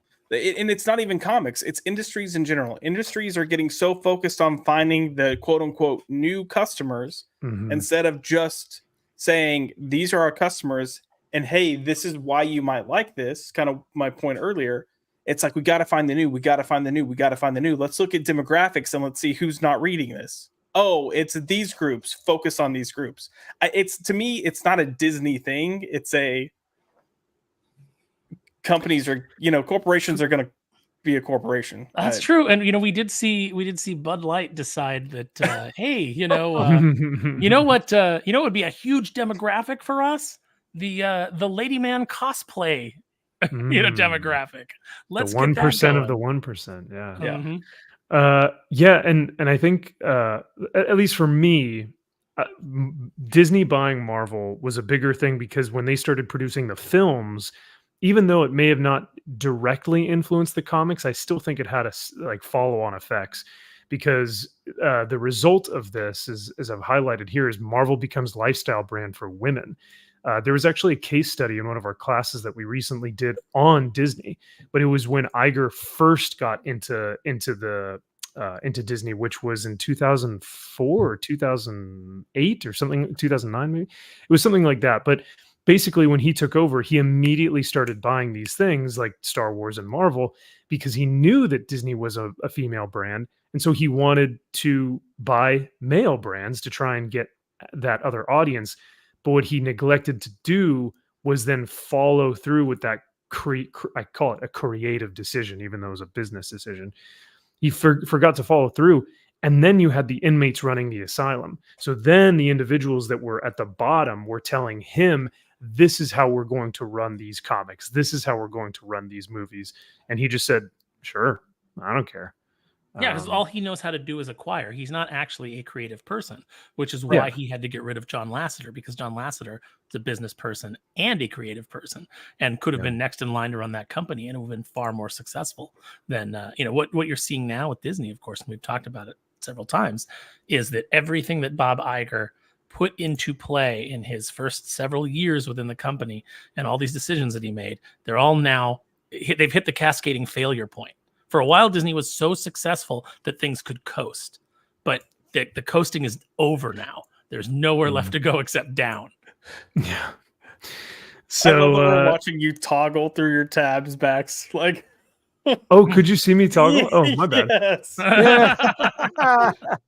How many views do I have right now? I need to boost my ego. Well, I'm making sure that we're not limited on our, because on Friday night we got limited ad revenue, so I'm making sure that we're still good on that. Because you never know what you can say on these streams anymore. True. Especially during an election year. We're gonna have to be like, we're gonna have to bring back MaxiPad to really suck off the corporate teat of YouTube. The words and the motions were saying other things, but oh, sorry. Yeah, I was saying root for YouTube, but then I was like, oh, well, yeah. I'm already getting the political ads, like when I watch YouTube, and it's like, did you know that this Republican candidate opposes can you believe that they oppose the progressive agenda of Biden and Pelosi? And I'm like, based. Let me write their name down. Who? How can I support them? Please tell me they more. oppose Pelosi's agenda? Oh no. I would kill for one of those ads. I'm only getting StreamYard ads. That's all I'm getting. Same. I'm getting a lot of StreamYard. Oh, holy God. I cannot take another StreamYard ad. I can't. Hi, this is Jess from StreamYard. Dana, that's what it is. No. I'm having flashbacks. And then it always comes up with someone who looks like Josh because it's all pixelated, and they're like, "Do you not want your internet to look like this?" No, I'm kidding. Do you guys remember when I was using my iPad and so my sound would cut out after a while? So on like streams, I'd have to go out and come back in. If I got kicked all the way out, there's always this a-hole like when you leave StreamYard, and it's this guy and he's like, hi, blah blah blah from StreamYard, and it's like, I hate his stupid face. And so I would come back onto streams mad because I had to look at him. Max, you should do a thumbs up. Max, do a thumbs up. It gives me a little emoji too, huh? Yeah. Bloop. Does it? If I do this, will it give me another? No. Does it give me another negative emoji? Yeah, I know this one works sometimes. Okay, so we were talking to Steph earlier. Did you know that the freaking stupid Gen Zers do this heart now? That's what they do instead. Dumb. Doesn't even work for the emojis. Yeah, why is this one bad? But now they're doing this, and it looks like they're doing Velociraptor claws. Yeah. But what if you do a Spider-Man? Does it shoot a web? Because that'd be great. Oh, that would be cool. Let's try it. Jizz spurts out on the camera. Right across and limited. That's what took us off. Yep. I was gonna say Yeah, I've seen a lot of those funny videos where someone will like catch something, or they'll have like a fast reflex, and then they'll be like, "Whoa," and they'll put something down, and just to make sure, just to check, they'll be like, "Anything? Anything? No, all right, no, never mind." But well, I want to shout out to let's see here. Oh no, I didn't want that. See, I took off my toggle, or I took off my screen so you don't see me toggling through more tabs. But I do want to shout out Dylan Lindsay here real quick. Let me share my tab. And unfortunately, I don't have like, here we go. I don't have the good, like the paid for YouTube. So I have to listen to ads. Pacifico is for those who create their own path. That's living. Thanks, Pacifico. Hey, like look at, well, at least it Wait, wasn't Bud Light, right? This is for Dylan? This is for, yeah.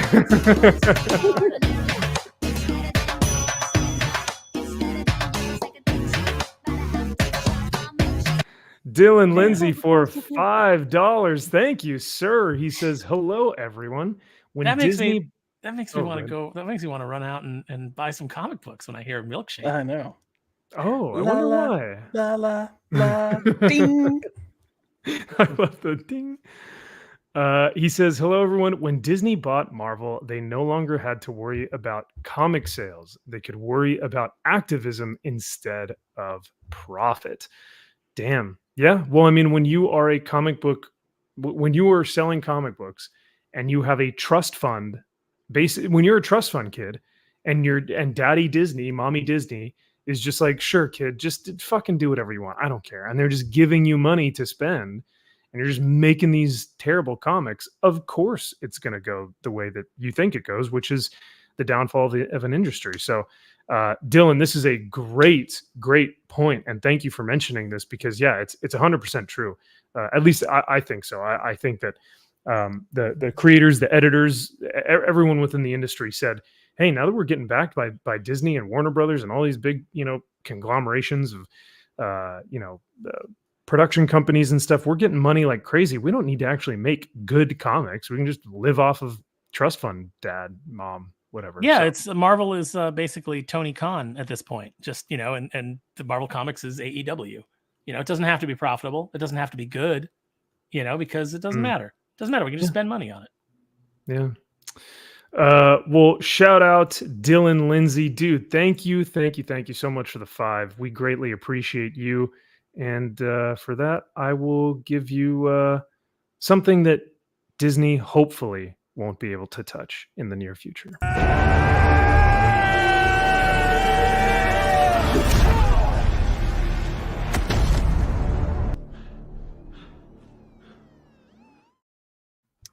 I love that. I love that clip from She-Hulk. It's my favorite. So going back to documenting at a time.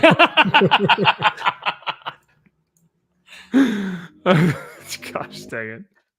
What's funny is that people fans of like current Disney probably would see that clip and they'd be like, "Oh, is that from the new like Hawkeye, or is that from She-Hulk? I don't remember seeing that. Was that from Echo?" Oh, I love that hero, Horn Man. He's got the red outfit. Is that who is that? It's the Flash. Yeah, oh my god. Yeah. I didn't see that part from the Flash. I don't remember. Oh that. my god, it's Dirt Devil. I know him. Good. I'm glad I made. Hey, your $5 makes my night, man. So I appreciate it. So, DJ Smith, did you see my super chat not show up? Let me check, DJ. I am not seeing anything. I have Lane Kramer, Risk It for a Biscuit, donating memberships, and then I've got Dylan Lindsay. Mods, if you guys are in the chat, maybe DJs didn't go through, or maybe you can see if that went through. But shoot, yeah, I'm sorry about that, DJ. I will see if I can find that on the back end. But I apologize for that. So the other thing, let's see. Oh, so the next thing was Dan Slott tells fans to go fuck yourself. this is what always amazes me. In what industry ever, or is that a wrestling thing, Aaron? Who did that when he's like Jericho? Chris Jericho. Ever. Yeah. In what industry ever would a like, I mean, Dan Slott at the time was a massive writer. People still loved his stuff. I got news for you. He's still a massive writer. Oh yeah. Well, Hi-yo. in the way that we laugh about, in the way that him walking to his table at LA Comic-Con when we saw him at LA Comic-Con. Oh boy, yeah. It was basically watching Danny DeVito in that penguin costume from Batman Returns. Oh God. I wanted to play the dun dun dun dun dun dun dun dun dun dun dun. But yeah, no, I mean, I don't know of any other industry or corporation or business or anything that would allow someone from that company to tell a customer, a potential customer, future customer, past customer, current customer, to go fuck themselves, and then for people to support it. Because I'm pretty sure Bleeding Cool or CBR or whoever it was, yeah, I think it looks like the link is for Bleeding Cool, was like, oh, you know what? Good for him. It's like, yeah, they cheered it. The industry cheered it because they wanted. They don't like you. Listen, most of the comics professionals, if you guys haven't noticed it by now, you know, your Fabian Nicenzas, your Ron Marses, your Dan Slotts, they don't like you. They think that you are the great unwashed, you know, and that you're lucky to be able to read the stories that they put out for you because they're so high above you. And I've look, I've been in the industry for a while, and I knew an artist like that who thought that they were better than everybody else and would like throw a fit if we were at a con and we met somebody, you know, like we had people come by and they'd show us their portfolios and they'd talk about comics that they loved. And, you know, you just hit it off on a personal level with them. And, you know, yeah, we're sitting behind a table and they're coming up and showing their portfolio. They're hoping to break in. But, you know, we would always be like, we were always like, hey, you know what? You seem cool. We're going here after the con. We're going to grab dinner over here. If you want to come with us, you know, you want to come grab some food and talk some more. You know, we're kind of like a little more informal where you're not just standing in front of a table and you know, there's people who keep coming up and interrupting the conversation. We could actually have a full conversation. So we would invite people out like that. And this artist absolutely hated it and would call them like, why are you talking to all these hangers on? And it was like, who the hell do you think you are? Yeah, you got, you know, yeah, you've got a little bit of talent and you got a job and you know, you've had a pretty steady gig in the industry, but that used to be you used to be the person on the outside looking in who wanted to break into the industry. And now all of a sudden you're going to pull the ladder up after you. Get the hell out of here. I don't want to be associated with you, you know. And we tried forever to change their attitude. And eventually I just got to a point where it's like, I don't even speak to that person or acknowledge their name anymore. Yeah. I will say, just for context, I do think the critical moment here is I think this is the first example that we know of that was just public forum of a creator bashing fans. Which, yeah, like, what company is going to allow? There used to be policies in place, even for like contracted employees, or policies in place. Like, you had social media policies that you couldn't say or do these things. Companies need to get back to sticking with it and telling, you know, tell the talent, just shut up. Like, hey, shut up. You're hurting ourselves, because it is. And then the fact that you had the media, the comics media, coming in and kind of being like, hoorah, good job for sticking up for yourself.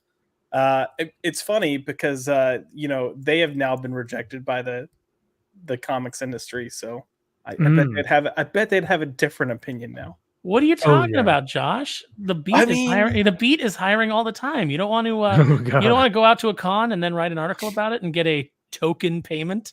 Well, I would, but now that we can't win an Eisner. Oh yeah, that's true. I can't wear my dress to the Eisners. Oh, shucks. Max, I love you in that dress. You look so pretty. Oh, thank you. It really shows off my bust. But yeah, no, it's pretty wild. Like you guys said, that this was really one of the first instances, because, you know, we as fans have seen this over and over and over again at this point. This is nothing new for us to be attacked from creatives or creators, but this was the first instance of it being public, of people supporting it, and of I'd say probably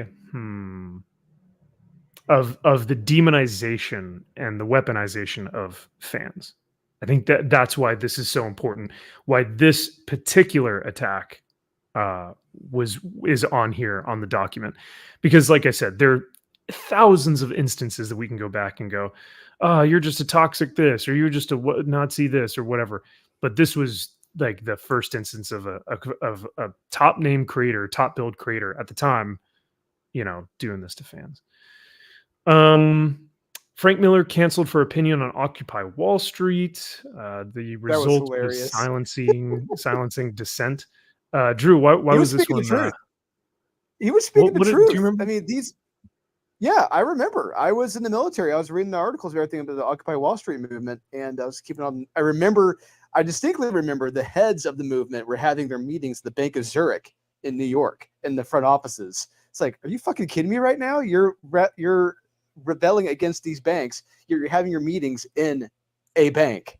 The irony here is astounding.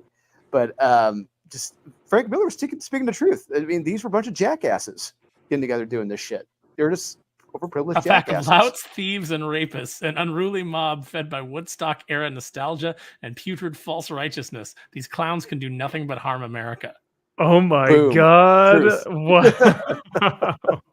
Frank is based. Oh my God. This is no popular uprising. This is garbage. And goodness knows they're spewing their garbage, both politically and physically, every which way they can find. He added Miller. He goes on to call the protesters a bunch of iPhone, iPad wielding spoiled brats who should stop getting in the way of working people and find jobs for themselves. Wow. Dear God, that is so accurate. Wow. Yes. Frank Miller. I knew there was something about him that was special. Face these same Occupy Wall Street louts and what did he say? Louts and thieves and rapists. These same Occupy Wall Street a-holes who were so capitalist now shill for the big corporations. How dare you talk bad about Disney product? I must defend billion-dollar corporation. It is my identity. Or billion-dollar streamer. Have you guys seen how many people are coming to the defense of Hassan after being like, guys, it'll suck the soul out of you from working for streaming for 9 hours. And people are like, yeah, that's right. It's like, why are you coming to the defense of a millionaire, billionaire trust fund commie?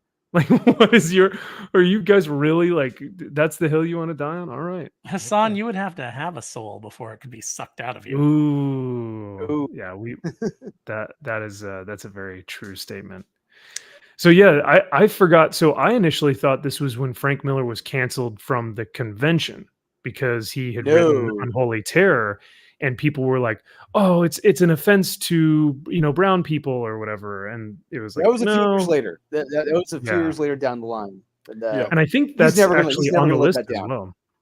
It is. He's never going to live that down. It's actually on here twice because he got canceled from a convention for that back in like 2012 or so. But then, like last year, 2 years ago, he got canceled from that convention. Yeah, that's right. Yeah. Well, that person said they felt unsafe with him there. Well, don't try to commit a terror attack, and he won't have a problem with you. Yeah, there you go. Don't take his booze, and you'll live. That's all I got to say. Leave his booze alone. You'll be fine. Don't be like Joe Glass and go out on social media saying that you want to burn down a convention because of what they're holding there for women's rights or something. Yeah, it was like a halfway house or something like that. So it was like a women's shelter, but because some of them were TERFs, burn it down. Oh my God! And people are insane, dude. Insane. Is that on here? Did you hear his latest series of tweets where he talked about how he just can't stop thinking about Hercules just breaking Iceman's back with oh God, no. with an ass that won't quit. Remember that? Yeah. Just pounding Iceman until he's crippled. Jesus. It's all stupid, but honestly, it's not beyond the realm of reality now at this point for Marvel to hire this jackass and for him to tell that story. I would not be surprised if this happens. I would not be surprised at all at this point. I mean, look, Iceman's clearly gay. We already have precedents of Hercules being gay in that one universe. Like, that's all. That's all. It's like, it sounds like you want to say more, but you're like, No, I think Josh hit just at that moment, that the Christmas vacation moment, right in his head. He was just like, "Holy shit, where's the Tylenol?" Yeah. I've had moments like that where I lose all faith and I just go, I'm black pilled. I'm done. You guys have seen me when I'm on a rant and then I just stop and I'm just like, I don't know where else to go anymore. I don't know. Yeah. Screw it. 1,000-yard stare. You just, I'm done. Yeah. So yeah, Gail Simone this one is quite something. Gail Simone wishes the tent poles of the industry to be chipped away. The result being her wish was granted. And I do want to talk about this one because I remember I blatantly in one like. Okay, hold on. So it says the tent poles that hold up the industry are white, cis, straight, able-bodied men. It's okay to chip away at that. Okay, I thought this was referring to a different tweet, but I will say I think someone was giving her shit for one of her characters, and I think it was Alasia Yo or whatever her name was. That was in the Batgirl. That's the trans character, but there were legitimately people freaking out about that character, and that character was just a background character. Like she never served anything more than that while Gail was writing it. And then you got to like 2016 plus where they decided to like, oh, we're going to do something with this. And then like 2 years ago is when you had the whole, Mags Visaggio honor, or, she's got the baseball bat. Yeah, I don't know. It was. I remember Gail specifically praising Scott Snyder bringing Vita Ayala into the DC workshop. Oh yeah. I think one of the things you have to keep in mind, there's always going to be that PC public company talk. Like it's as a business person, it's the right thing to do. Like if someone asks you, like, oh, what do you think about this person coming in? Like, oh yeah, I think it was a good hire. Good job. What I thought this tweet was, though, that she had a tweet at one point, because we talked about this at Batman News a lot, where she mentioned tent poles being DC and Marvel. And she kind of said something along the lines of she wished they wouldn't be as much of a tent pole as they are. But that thread, because she never just has a tweet, it's like a bajillion tweets. She tweets way too much. Was really talking about how she wished Image and IDW would get properties that could match DC and Marvel. It wasn't necessarily chipping away, and that's what I thought that was going to be. I don't think that's a bad opinion to hold. I would like comics where like they're Drew and I and Joe and Murphy, we were trying to build a comic book universe, but unfortunately you work for other people and you're at the mercy of their whims and their decisions and their good decisions or bad decisions. But we were trying to build something that was coherent and interesting and could go on, and that could expand. I think that's a noble goal, but yeah, this is a very different statement. This is when it was like, yeah, it's okay to get rid of all the talented people. I mean, that's not what she's saying here. She's saying like, it's okay for more people to be under the tent, which I think is a better way to say it than to say, let's chip away at the tent poles, because that's when the tent collapses. Yeah. Can you see the original, like who she's responding to and what she's responding? Because I feel like we did kind of discuss this and cover this at Batman News, and I feel like it was someone just like legitimately freaking out that Alasia Yo was. I wish I could, because it looks like there's a little something here that says that it is tagged to something. I just it won't let me go and see the original, because normally you can like scroll up and see what the original post was. Yeah, maybe. Oh, she calls someone. She says someone's idiot friend, and then she says they have an idiot movement further down there. So again, more talking shit to customers. Hey, Robert Meyer Burnett. Anyway. Moving on. I like R&B a lot. He's good people and a very, very he's one of those voices like we were talking about at the beginning, when everyone else is calling shit woke. R&B is going to be calling out the stuff that is objectively bad, or he's going to be a critic that is going to make a huge difference in the industry for in a corrective light. He is a light to the industry, and yeah, I love his takes. Don't always agree with him, but I think that's what's great, is that he has really brilliant, beautiful, well-spoken takes, but stuff that I may not always agree with, and that's totally fine. But yeah, for this example though, man, this is like every buzzword in the book that the tentpoles that hold up the industry are white, cis, straight, able-bodied, and male. You mean like 80% of America's population? Like, not, obviously not that much, but like I'd say a good portion of men are white, cis, straight, and able-bodied. At least in the American comic book industry. I don't know. It used to be that. And I don't know why that was a bad thing. That's what's the creativity was that's what's shitty about. Definitely better. Oh yeah. Yeah, of course. But yeah, that's what's so disingenuous and upsetting about this, is that it's like, yeah, there were a lot of white, cis, straight, able-bodied men in the comic book industry. They did a beautiful job of taking care of it. Now they created the thing that you want to work in so bad. And yes, have been destroying. Oh God. Hawkeye Initiative shames artists for drawing beautiful women. We get the result was approved body type. Gail Simone fired and rehired on Batgirl. That was weaponized online following. Yep. Industry gaslights itself that 47. Oh, okay. We already did this one. Begun, the Phantom audience has. I understand you don't want to make yourself part of the story, but two things that need to be in here are Richard creating his channel, because that's when a lot of this stuff. Oh yeah. You had guys out there. You had like Captain Frugal and like Engeltine and Captain Cummings and Doug Ernst talking about these things, but none of them really had the personality, I don't think, to like attract an audience that would kind of be like, yeah, and would kind of galvanize behind them. And Richard had kind of just like a very laid back kind of, well, he didn't have, like, he's not dead. He still has it, but just kind of like a very like laid back way of speaking and of kind of like expressing himself that I think attracted people. And so his channel started to blow up.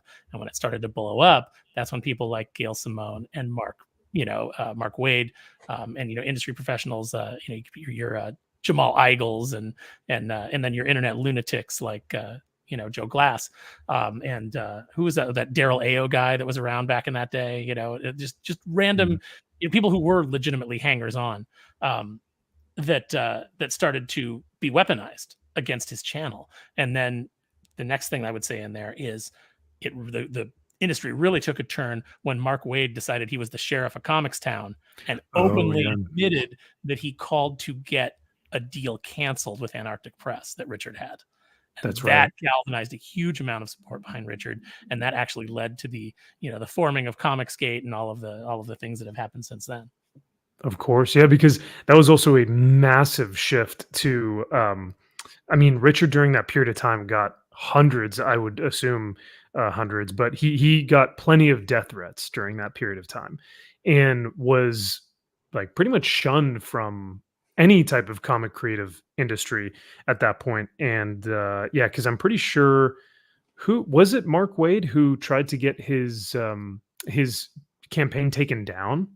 Like it wasn't good enough that he like openly hated Richard. He had to get his campaign taken down. So then you're taking a livelihood away from, you're taking there was no campaign yet at that point. It was just Jawbreakers was just going to be put out through Antarctic Press. So Richard had a deal to do with that, and then Waid stepped in. Now, I'm sure, I don't know if Waid ever tried to have the campaign taken down. I wouldn't doubt it, because why wouldn't you, at that point, why wouldn't you be reaching out to people that you knew and seeing if you knew anybody? Because you thought you were untouchable. You thought you had this power and that you had this right to keep people from, Mark Waid said it himself. We're not keeping conservatives out of the industry. We're keeping assholes out of the industry. And it's like, well, I don't know. You might want to look in that mirror, Mark. But it's like, first of all, what right do you have to do that? You have no right to do that. It's not your industry. You know, it's Absolutely. I thought comics were for everyone. Yeah. Yeah, that's always funny. It's like Warhammer, whenever they post on Twitter and they're like, Warhammer is for everyone. Don't let anyone tell you differently. And then you have all the people below that are posting like, I'm a Trump supporter. Is it for me? Because you said everyone, right? Like, or I'm I believe that the Imperium are the good guys and that they're the heroes and that yes, they are fascists and yet I still root for them. Am I welcome into the hobby? You know, like just all these people who then troll. Well, not troll, but these are legitimate points. Okay, if the hobby's for everyone, then you truly are welcoming of everyone. That means bigots and racists. Like, you know, of course, not to that extreme, but like I think that only men should be space marines. Is the hobby for me? Right? Yeah. Yeah. And you would also be in line with what the creators of Space Marines wanted them to be as well. So weird. Yeah. Milo Manara. I don't remember this. Milo Manara. Milo Yeah, Manara, this one. Yeah, this pisses me off the most. This one on the list. Really? Oh, I Yes, would assume this would be unassuming, but oh no, yeah, this one because I love Milo Manara. I have been a fan of his art for a long time. Mainly when I was a teenager growing up, seeing some of his art, it was pretty provocative. But he's known for drawing and painting beautiful ladies, among other things. He is a highly revered painter, illustrator, going back to the 70s. And this cover was canceled because Spider-Woman was drawn in a very provocative pose with her ass sticking out. Yeah. And it pisses me off beyond no belief. It's like you canceled one of the most highly revered artists in the world, not just comic book artist, just an illustrator. You canceled an artist because of that. Fuck you. Fuck these assholes and dickheads who took part in this. You have no appreciation for art. Oh my God. Was this so this was the original and this was the trade dress. It looks like they tried to cover up some of the ass that he was showing. Yeah, but go back up to the top one? Yeah. I mean, it is, normally they probably would have put the trade dress at the bottom or not had any trade dress at all because it was a limited edition variant. But instead they decided, we need to censor this. Now there's plenty of covers, there's plenty of art of Spider-Man in similar poses. There's plenty of art of Spider-Man with a very well-defined gluteus, gluteus maximus. Tons and tons and tons. But this was a problem. And one of the complaints was it's not realistic. Well, I got news for you, but neither are superhero comics. But they were like, no woman could actually get it. Like her neck would have to be broken. No woman could actually get in that pose. Oh my and then God. a cosplayer did it to prove it wrong. Female cosplayer was like, well, here's my Spider-Man cosplay and did that cover. And it was in the exact same pose. Like got the height on the butt, got the turn of the head, everything that was, was pretty much exact. So it is possible. It is possible if you're not a 400-pound land whale.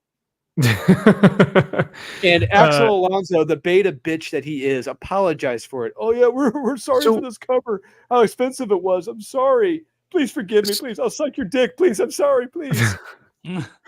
I love this. I love this heat that you're throwing, Drew. Otis even says, "Get him, Drew." Because I love Italian artists. They are some of the best in the world. They are, like Aurelio Mazzara. But Milo Manara is he is a legend. You look him up, he is a legend in just the art field, not just comic books. And cancel this over that post. Fuck you. Fuck off. Go back to your fucking cave. Your troll. Just go back to your safe space. Just hide. Just don't engage in the real world. Go live in the mountains away from it. Look, I'm not out there trying to get your Steven Universe, your little pussy Steven Universe cartoon canceled, where Steven cries like a big bitch every episode. I'm not out there trying to get that canceled. I recognize it's not for me, and that you can have it. It's for you. Yeah. So stop trying to come in and trying to cancel the things that I like. Yeah, and this is like what's incredible too. Real quick, let's segue back to Marlon Manera. He also had an X-Men issue come out. I forget how many years prior to this, written by Chris Claremont. It was a Milo Manera illustrated issue of X-Men. So I'm fairly certain there's probably some more scantily clad women in that book than just from this one pose. There's probably more offensive. But she's fully clothed. Don't know that. I mean, she's fully clothed. Yeah, because I was gonna say, I mean, I've seen there This, are look, currently. they'll complain about this cover, Max, but then they'll cheer the twerking on She-Hulk.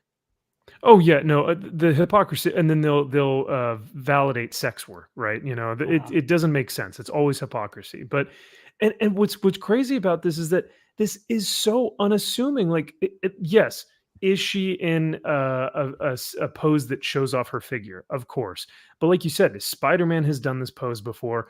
This is something that she'd probably do on a rooftop as a spider if you're crawling or whatnot. This is like, I have seen worse covers come out like last week that were way more sexualized than this one. But I want to read. Censoring art. This is the first glowing admission. Like, we are censoring art. Yes, I could not believe this shit. I am still. It boils my blood to this day about this. Absolutely, yeah. This is bitch made. We always listen to fans' concerns so we can do better by them. We want everyone, the widest breadth of fans, to feel welcome to read Spider-Woman. Oh, God I can't damn read it. Spider-Woman because her ass is out. Okay. Wait, go on, wait. Let me do the next part. Oh, you want to do The next part of his quote. here's- Yeah, let me do it. Please. We apologize. I apologize for the mixed messaging that this variant caused. Oh, What mixed messaging? What mixed God messaging? damn it. yeah. What's When the you mixed try, first of all, when messaging you here? try to make things for everything, we want everyone to feel welcome in Spider-Man. When you try to please everyone, you can please no one. Mhm. No one. You're always going to have people who don't like a thing, and that's fine. People can like things and people can not like things. And if you don't like it, you can not buy it. You can ignore it. You can move away from it. You know, you can go find something else to spend your money on. It's not like there's not a million entertainment options. You know how many bad runs of comic characters that I liked I had to go through? Like, I had to say, well, I'm not buying it because I don't like this particular creative run. And so I just didn't buy it until the creative team changed. Sometimes you just don't like stuff. Sometimes it's just not for you. Stop being stupid narcissists that think that everything has to be about you, and then being big crybabies on social media when, you know, something comes out that you're like, oh, I don't want, this doesn't meet 100% of my needs. Life sucks. Get a crash helmet. Yeah, right. I love the we apologize. I apologize. It's like, oh fuck, it's so self-aggrandized. It's just so pretentious. This is a comic you know? book cover. It's take a step back. This is a fucking comic book cover. Get over How about yourself, your man. Prozac? Jesus Christ. I love how Monero responded though. He's like, I was surprised by it since there was no actual nudity on the variant cover. It's like, yeah, everyone was probably surprised. Yeah, what I completely forgot about that. Wow. Heather Ontos hired at Marvel as assistant editor. Oh, who was it? Finally got his work wife. Look at that, Jordan White. Jordan White. Yep. Oh my God, you're so pretty. Go edit a book. Go edit anything. I don't care. I'll hire you. Didn't she come up to him at a convention and was just like, she's just like, I'm unemployed. What do you guys do? This looks fun. And he's like, you're hired. No, he was like, you got to edit something. So she went out and she got her name on like an anthology. Yeah. And then all of a sudden she was qualified to be an assistant editor at Marvel. Hell yeah. And now a senior editor at IDW. Bobby Drake revealed as bisexual. Wait. Don't skip cover canceled for violence to female lead. Oh, I want to talk about that because this was that Batgirl cover where Joker's behind her and he's put the blood smile on her face. This was on CNN. Yeah. Oh my God. The best thing about this is the reason this became a big deal was because Cameron Stewart threw a massive shit fit all on social media at DC, was saying that he was going to leave Batgirl because like Batgirl Burnside, whatever it was called, was coming out. Babs of Burnside, yeah. Yeah. And then like fast forward a year later and he's getting fired from DC because he's sexually harassing, sexually assaulting, and grooming women. Underage women. Underage women. What? Ooh, yes. classy. So it's always the male feminist. He was like, you know, he came out against it. Now, I said about this cover at the time, I said, if I was editor on this cover wouldn't have come out the way that it came out. I said, I would have kicked it back to Raphael Albuquerque and I would have said, it's a great cover, but Babs' expression needs to be defiant, because in continuity, instead of terrified, because in continuity, she's already gotten past this as a character. So, if we're going to do this, then we need to kind of like reflect where she's at now. So you can still do the blood smile, you can still do all that, but make her, as an editor, I would have said make her expression defiant. Doesn't have anything to do with politics, has to do with the character. I'd have to refresh myself, and I might be wrong, but I'm about 99% positive. One, I know for a fact this was the variant cover, but I think it was the variant cover celebrating Killing Joke. So in that context, it makes perfect sense. It does. It does. I would have just but I would have changed it to be like, okay, well, she's in her current day costume, so let's make it current day Barbara. Because DC's variant covers used to be themed. They would each month their variant cover would have like a theme, so it would be selfie month. You're right though, Josh. At least according to CNN, it says the Twitter hashtag "changed the cover" had been trending since Friday when the cover was revealed. It's a variant, aka an optional cover, which tends to grab the attention of collectors, but won't be the main cover seen in most stores. Let's see. It was the cover recalls 75th anniversary of Joker. So all DC's comics had a Joker variant. So Flash had a Joker variant. Superman had a Joker variant. Wonder Woman had a Joker. They all had Joker variants. And if you're a lot of them would try to pull, like if there are moments with Joker in that character, they'd try to reference that. If you ever think of what's the biggest moment between Joker and Batgirl, it's Killing Joke. Yeah. Oh, of course. This Twitter user said, the Batgirl team and DC Comics has worked really hard to make this book for new female readers. This is inconsistent. Hashtag change the cover. God damn it. And then this guy says, people are offended by the Batgirl Joker variant cover. Give me a break. And Sassy Wonder Woman says, I'm not buying it because of the creative team, but there isn't anything controversial about the Batgirl Joker cover. Shake my head.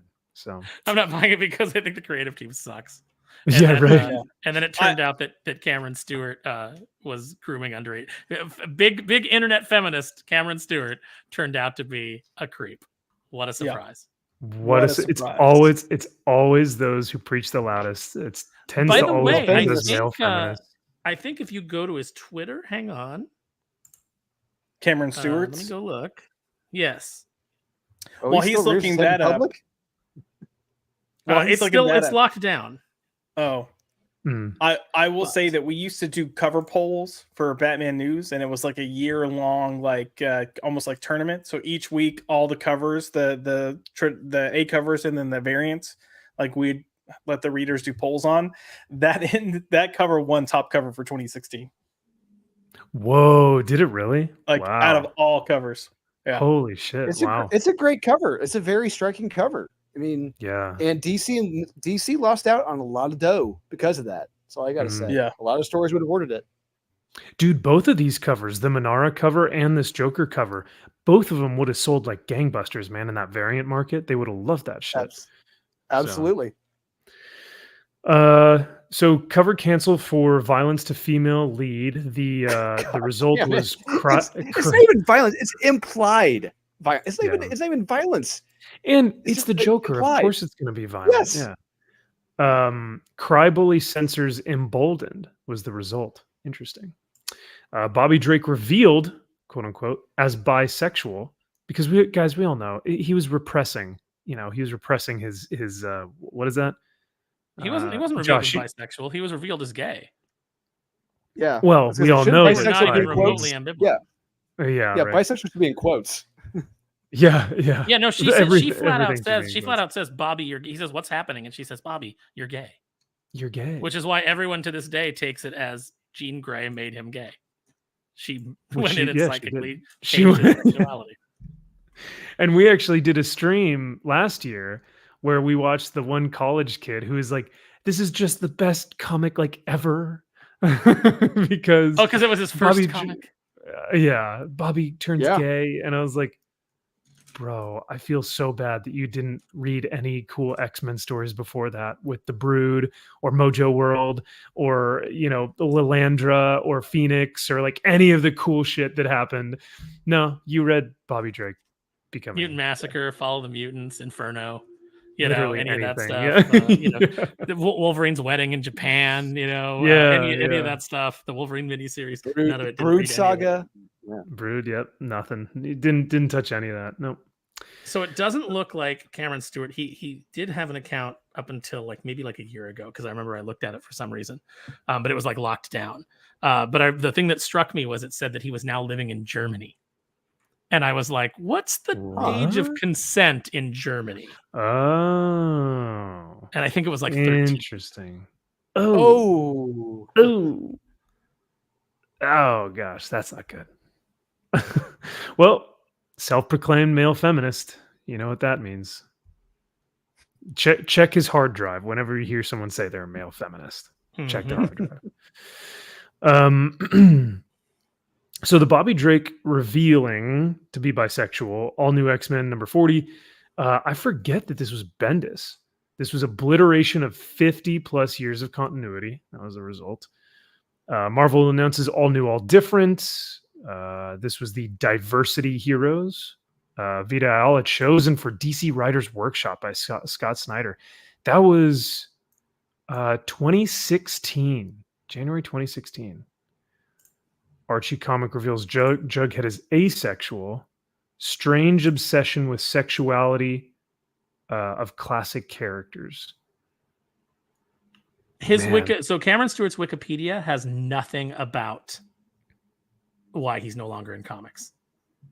Oh, the last thing about his career interesting. is that he illustrated the 2 sequels to Fight Club, and then did some work for did a story for Catwoman's 80th anniversary in 2020. But after that, it doesn't there's nothing that says personal life. It talks about how he was accused by several women of grooming them.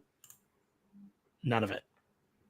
Well, if you also go to the Comicsgate Wikipedia, even if you change one even if you go in there and try and edit one thing, that they've got that shit on lockdown 24/7. They gatekeep that Wikipedia page like crazy. So I can see why it leans a certain way. But I gotta protect those pedos. Yeah, I guess so, right? Alleged pedos. Well, they're maps. Oh, that's right. Oh, I'm sorry. Is Maxi Pad back? Oh shoot! Oh gosh, I gotta get rid of them. Miss Marvel puts friends in an illegal secret prison. Oh god, this one was interesting. Tim Seeley fired from Blade for being white. That was hilarious. Yeah, I think he ultimately, quote unquote, chose to leave, but it was very much a pushed out situation. It was we strongly suggest and encourage that you do, with a gun pointed to his head. They were like, you should probably do this. And he's you don't want to yes, be canceled, do you? You get Ooh, yeah. Is that a threat? Ask me about my feminist agenda cover. Yeah, baby. Purposely antagonizing fans. How about ask me where my career is now? Ayo. Yeah. Oh, got him. And then, hold on one second. You didn't read Cat Scratch Fever, whatever she did, Toxic Shock, whatever that book was. Oh, it was man eaters, or what was it? Oh yeah, women's periods, turning them into werecats or something. I remember Sean ordered heavily on that book. Every damn week it came out, and every copy sat on the shelves unsold. Why would he order heavy on that? I don't know. The flow is heavy. Oh, there you go. You know what she needs? She needs Broflow. She does need Broflow or tuck tape. Either one of those works. Steph is here in the chat. Welcome. Oh my Steph. god. Not me just getting here. Oh my god. Oh my god, not me just getting here. For real. It's giving creep, okay? It's giving Joe Biden. It's giving Biden. Yeah. For real, not me just getting here. Oh my god. If I ever unironically do that, just end me. Just get me off the face of the earth. I'll just step behind you and just snap your neck really quickly. Aaron, just shh. Sleep in heavenly peace. Sleep. as I'm like screaming like Riz, no cap, and just go into the light, Max. Go into the light. Oh boy. Well, I wish we could cover all of these because they're so good. Chat, let us know.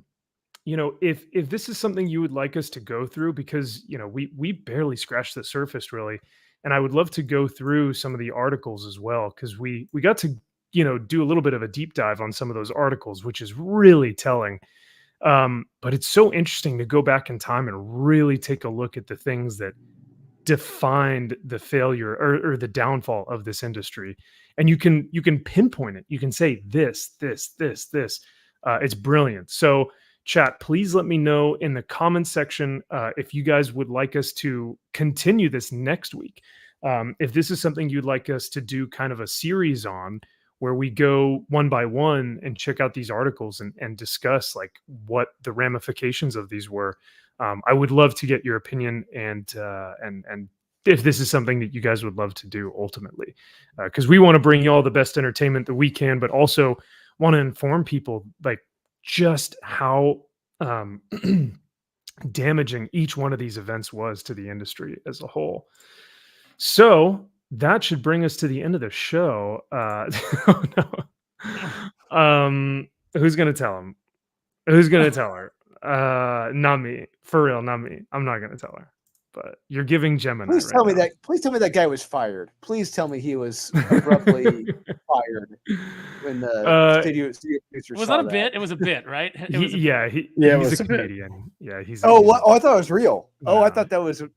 No, that's the scary part. It seems very real. So yes, it did. That's the really scary part. Now Sukihana was real. No, that's why I got mad, because I was like, musician. What the fuck is even that? Well, you think I'm not a magician? I create music. Yeah, I create music. You think I pull a rabbit out of a hat or some shit? I'm an entertainer. I'm an actress. I'm a mogul. Shit. I do TV. You coming at me with that magician shit? She's like, it's amazing how far that the talent pool has dropped when it comes to music. Just in the last decade. Oh man, it's shocking. Yeah. Well, I mean, look. We live in a time when Cardi B's song, and we all know what it is. I'm not gonna say it. We all know what it is. Got awards. Did it really? Ugh. I think I got an Emmy. I think. My favorite thing or something. Yeah, my favorite thing about that was that comedian that was like, I'm going to read to you lyrics from 2 songs. One of these songs has been banned from the radio. Yes, and it was Baby It's Cold Outside. Is that the one? WAP, yeah. Jesus. My favorite is just the way he delivers the line. Slide your nose like a credit card. And then just puts the card down and looks at the audience. Bring the meteor. The meteor couldn't. And then goes back. I really can't stay, baby. It's cold outside. Yeah. Damn. I was watching that documentary on Netflix, The Greatest Night in Pop. Again, it is such a great documentary. Even though the song is what it is, the documentary is amazing. Just showing what they got done in one night with the greatest talent in music. Look at that talent in music at the time. It's like, oh my fucking God, these are legends here in this room. And then to where we are now, it's like, what the fuck happened? Jesus. No, Drew, if you go back, go back and look at the credits for Bohemian Rhapsody. It's just Freddie Mercury. It's just Freddie Mercury, one man. Yeah. And then go look at the lyrics on just any stupid vacuous Beyonce song. There's like 8 writers on there. Yeah. Jesus, dude. That's to wild. produce crap. How many people do you think it took to write Justin Bieber's "Yummy"? 10. Sorry, you got that yummy, yummy, yummy. How many people did it take to write? Probably 10. 20. One retarded monkey. Yeah. Michael Jackson's monkey he had. Bobo. Wouldn't be far off. the monkey that the monkey that the kids in the hall had when they were doing the Buddy Holly, like the final night of Buddy Holly's life, where he's like drunk and high and he's like, yeah, I'm gonna let the monkey fly the plane. I'm Buddy Holly. I can do anything I want. Oh my God. You know the Waylon Jennings story behind the scenes about. Sorry, off track you, but you're you know good. the Waylon Jennings story behind that, like that last night. What happened? No, Waylon Jennings was supposed to be on that flight, and he couldn't go for some reason. And the guys were giving Waylon Jennings shit because he couldn't get on the flight. And Waylon's like, "Oh yeah, I hope you all you bastards die in a plane crash." And sure enough, there you go. Shit. Yeah. Damn. Waylon. All right. So just to kind of end the evening off, I want to shout out to Rizkit. Thank you again for your super chats, your memberships, and all that good stuff. He says, "This is good stuff. MVP didn't know a lot of this timeline." Oh my gosh, brother. Yeah, this goes back to 2009, man. Maybe even earlier than that. But yeah, Steph, I am in my entertainer era. Ryan McAuley. Good to see you here, Ryan. He says, interesting to see it all laid out. Otis wants a deep dive until every week is done. Dang. Well, your ask may be Josh, my... Josh, do you have an agenda for Tuesday? Do we want to just continue this on your channel and then come back and see how long it takes?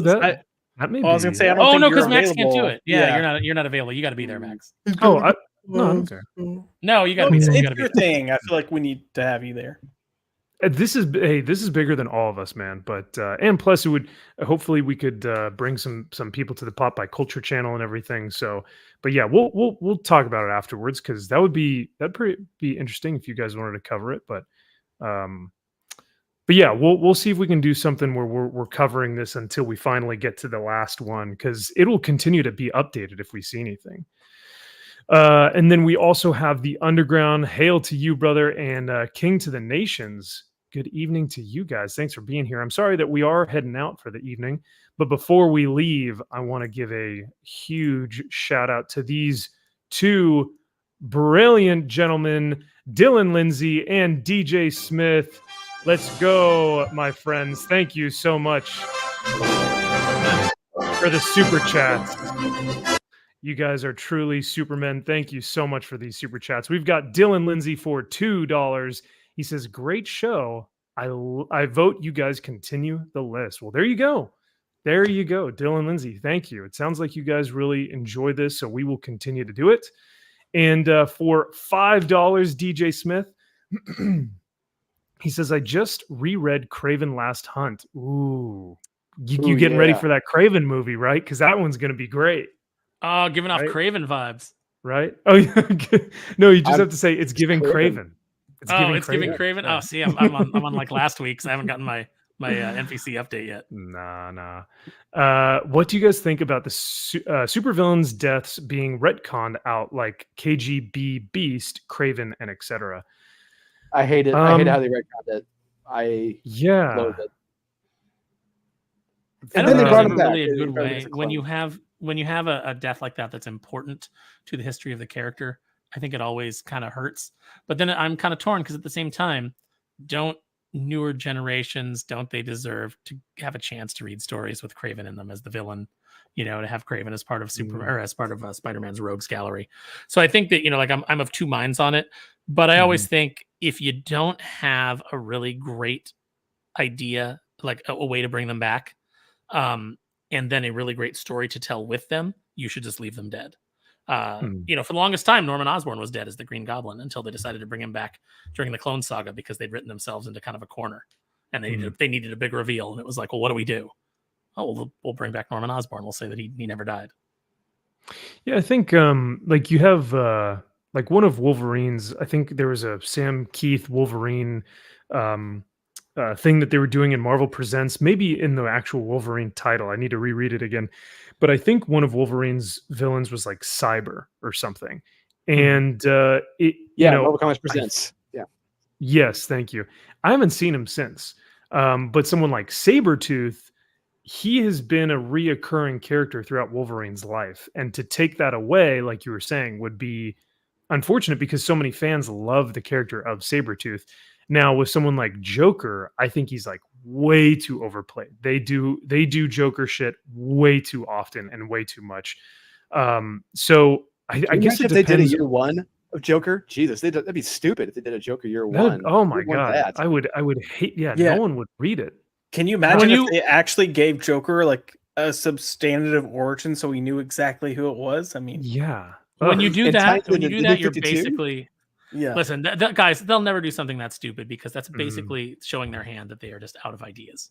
So we'd never get like a Joker year one. No, definitely not. And it definitely wouldn't give you a headache when you read it at all, because it would totally make sense. But Max for Cyber, they killed Cyber in like Wolverine number 100. I think is what it was. 100. Yeah, Genesis. Genesis had bugs devour him because he had adamantium skin. So bugs went ate his face and then went into his body and devoured him until he was gone, and then his skin was melted into the adamantium that they replaced Wolverine's claws and bones with. That's comics. Well, they tried it. It didn't. They tried. It didn't take, from what I recall. Yeah, and because they were still playing around with the bone claws idea. But yeah, that was the idea. Came back, and then he came back as trans. Yeah. To Aaron's point, though, if you don't have a good story, don't bring these characters back. Well, I'm glad we brought these characters back because we do have good stories. We've got, Craven that's going to become the president of PETA. Yeah. And, I'm thrilled. I think this morning you said he's essentially Catman, which is great. He is essentially Catman. He gets his powers from a lion. And he's hunting poachers instead of hunting animals in the movie. So. When we saw the trailer, my friend Marie goes, "So just some lion blood dripped in his mouth. That's all it takes now to get powers." Also, if they're pulling the Catman, formula, Catman's a bisexual character. So let's see if they make Craven. Oh, was that Gail Simone's decision? Was that? No, I'm sure probably. He had the hots for Huntress in the Gail Simone run. I remember that. I remember the art germ cover. Yeah. I remember her great story joke where Batman farted while fighting. Oh my god! Because he'd had a burrito. He'd had a burrito on the way to the fight. That's right. So I remember that. Catman's like, "Did you fart?" And Batman's like, "Oh, I had a burrito." And I was like, "What a great moment." This is like this is as good as Kevin Smith telling us that on Batman's first night out he pissed himself. Oh my god. Yeah, it always reminds me when Drew says to his brother Kyle, "Isn't that fucking funny, Kyle?" Picture whenever something like Batman farts, I just picture Drew being like, "Isn't that fucking funny?" It's like, oh god, just end it all. Riz Biscuit says Aaron giving Boomer. Yes, Aaron giving Boomer. Aaron giving Biden. No, I'm Gen X, baby. Yeah. Well, thank you again, gentlemen. Dylan Lindsay, thank you for the 2. DJ Smith, thank you for the 5. Guys, seriously, that is so generous. I really appreciate that. And we'll give you, let's see, what's a good one? We'll stay on the superhero grind. I'll dance with you.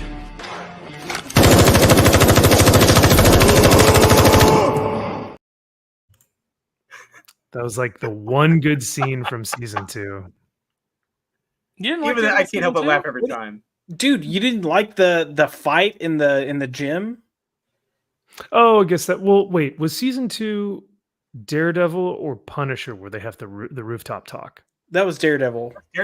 Okay, so yeah. So yeah, no, I still stand. An Amish guy. It's like, what the fuck are we doing here? I was checked weird. out. There were moments that were really good, but then most of it was just like, where are we going with this? Oh, yeah. Punisher season 2, where they decided that Jigsaw's scars are really more psychological than they are, physical. Of course. Hey, you know what? We don't want to do that makeup every time. Yeah, right. We don't have the budget for that.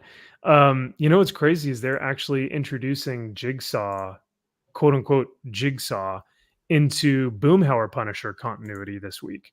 So like the next Punisher comic that's coming out is going to have Jigsaw at the helm, at least from what I remember seeing. Because when I went to League of Comic Geeks, it showed, let's see. Who is Jigsaw? So they are different already Jigsaw, just like so different. So they are only on issue 4 and already out of new ideas. Good job, David. Hey, man, this something's going on with your face, man. Like, I don't know what's going on with your face. Big a dang old thing. I'm gonna go on that internet, man. You know, get on the www.something.com. They got chicks on there, man. You gotta check it out. Yes. That's real easy, man. Oh, and did you guys see how cute was this variant cover last month? Get it, guys? Because he's Wolverine and he's shaving. What does this have to do with the Punisher?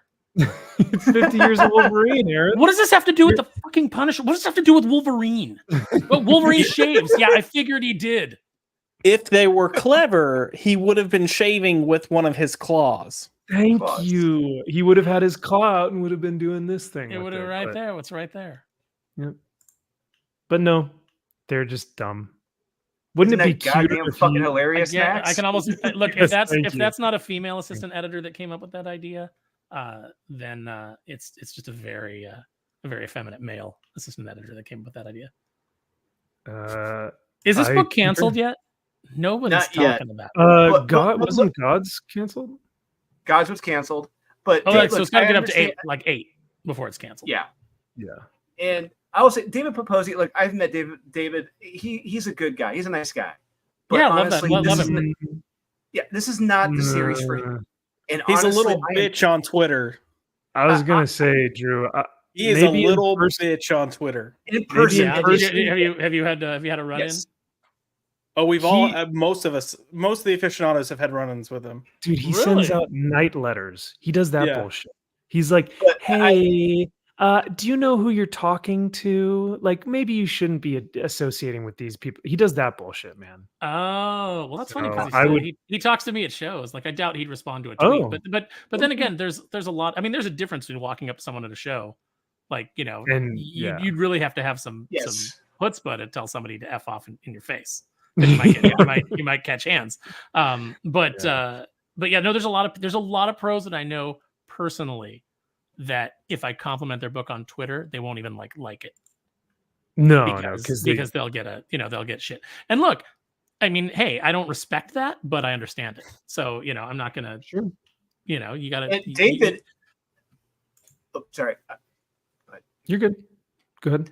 David he's writing the next Space Ghost series for Dynamite. He's writing Space Ghost, and I am terrified for Space Ghost because I love Space Ghost. And if this is the same guy, I'm like, this is I'm coming out guns blazing on this guy if he ruins it. Issue 1. That's all I gotta say. No. Yeah. I mean, I guess you can like people in person and not necessarily like their work. Yes. Sure. And you know, I'm sure that you guys have had good interactions, and I would never try and hurt that with you. I would never try and tell you guys, oh, don't associate with him. If he's been perfectly kind to you guys, then absolutely, yeah. I'm super glad that he has that relationship with y'all. I have just seen multiple times him being.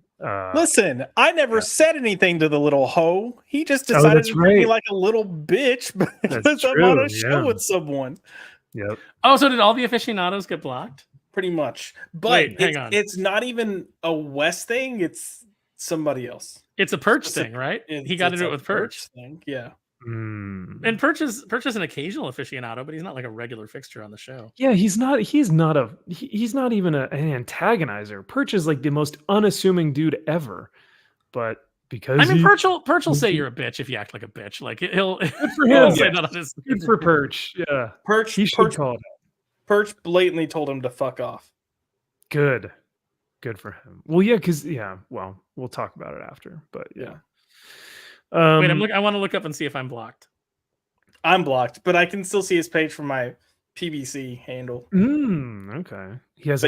He was also like just being the biggest like titty baby when people were like, "Oh, this isn't Punisher." Yeah, like titty baby. Or here's the thing. Look, no, I'm not blocked. Titty baby. Here's the thing: if you're gonna be a writer, you're gonna have people shit on your work. You could have what's considered the best thing ever. People are still gonna shit on it. If you do anything that strays from the status quo, I haven't even had a full glass yet. If you stray from the status quo, people are gonna shit on it.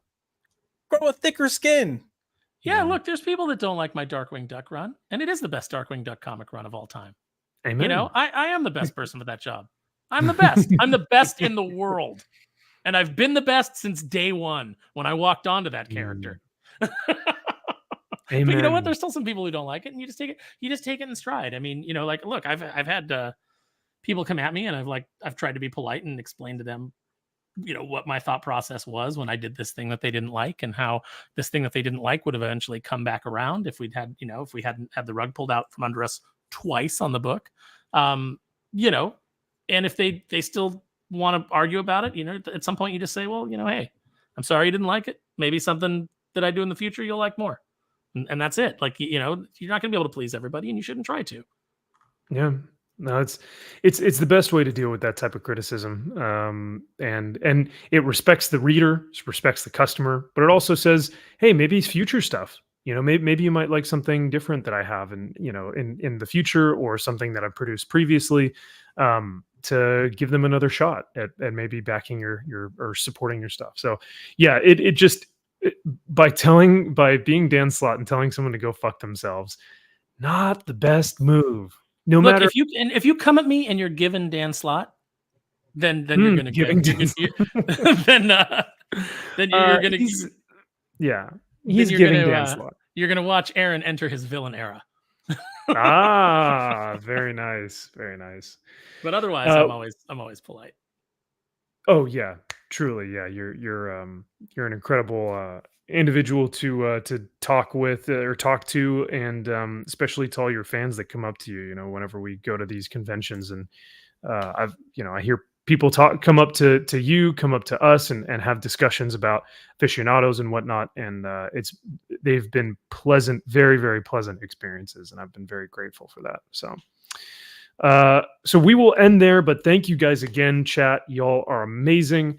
We will come back most likely either Tuesday to either talk about this. We'll discuss and see what works best for our timeline, or you guys will see us next Sunday from Max's Man Cave, and we will continue with the documentation of a downfall and the deep dive of the destruction of the comic industry, because it is quite something. So thank you all for such an amazing evening. You can find Josh's YouTube, Pop by Culture. His link is down below in the description. You can find Dolan Drew's comic book in the description, as well as Aaron's Twitter. As you can find all of these fine gentlemen in the links below. You guys have anything else before we head out for the evening? Nice. Thank you to the chat. Love you guys. Yep. Dave Toast is a little bitch. Tell him, Josh. Let's go. Hello, Steve Dave. Yeah. Would you stop saying that? Well, great. Yeah. Thank you guys again. We'll see you next week. Reject modernity and embrace your legacy. Have a great rest of the weekend. We'll see y'all soon. Bye.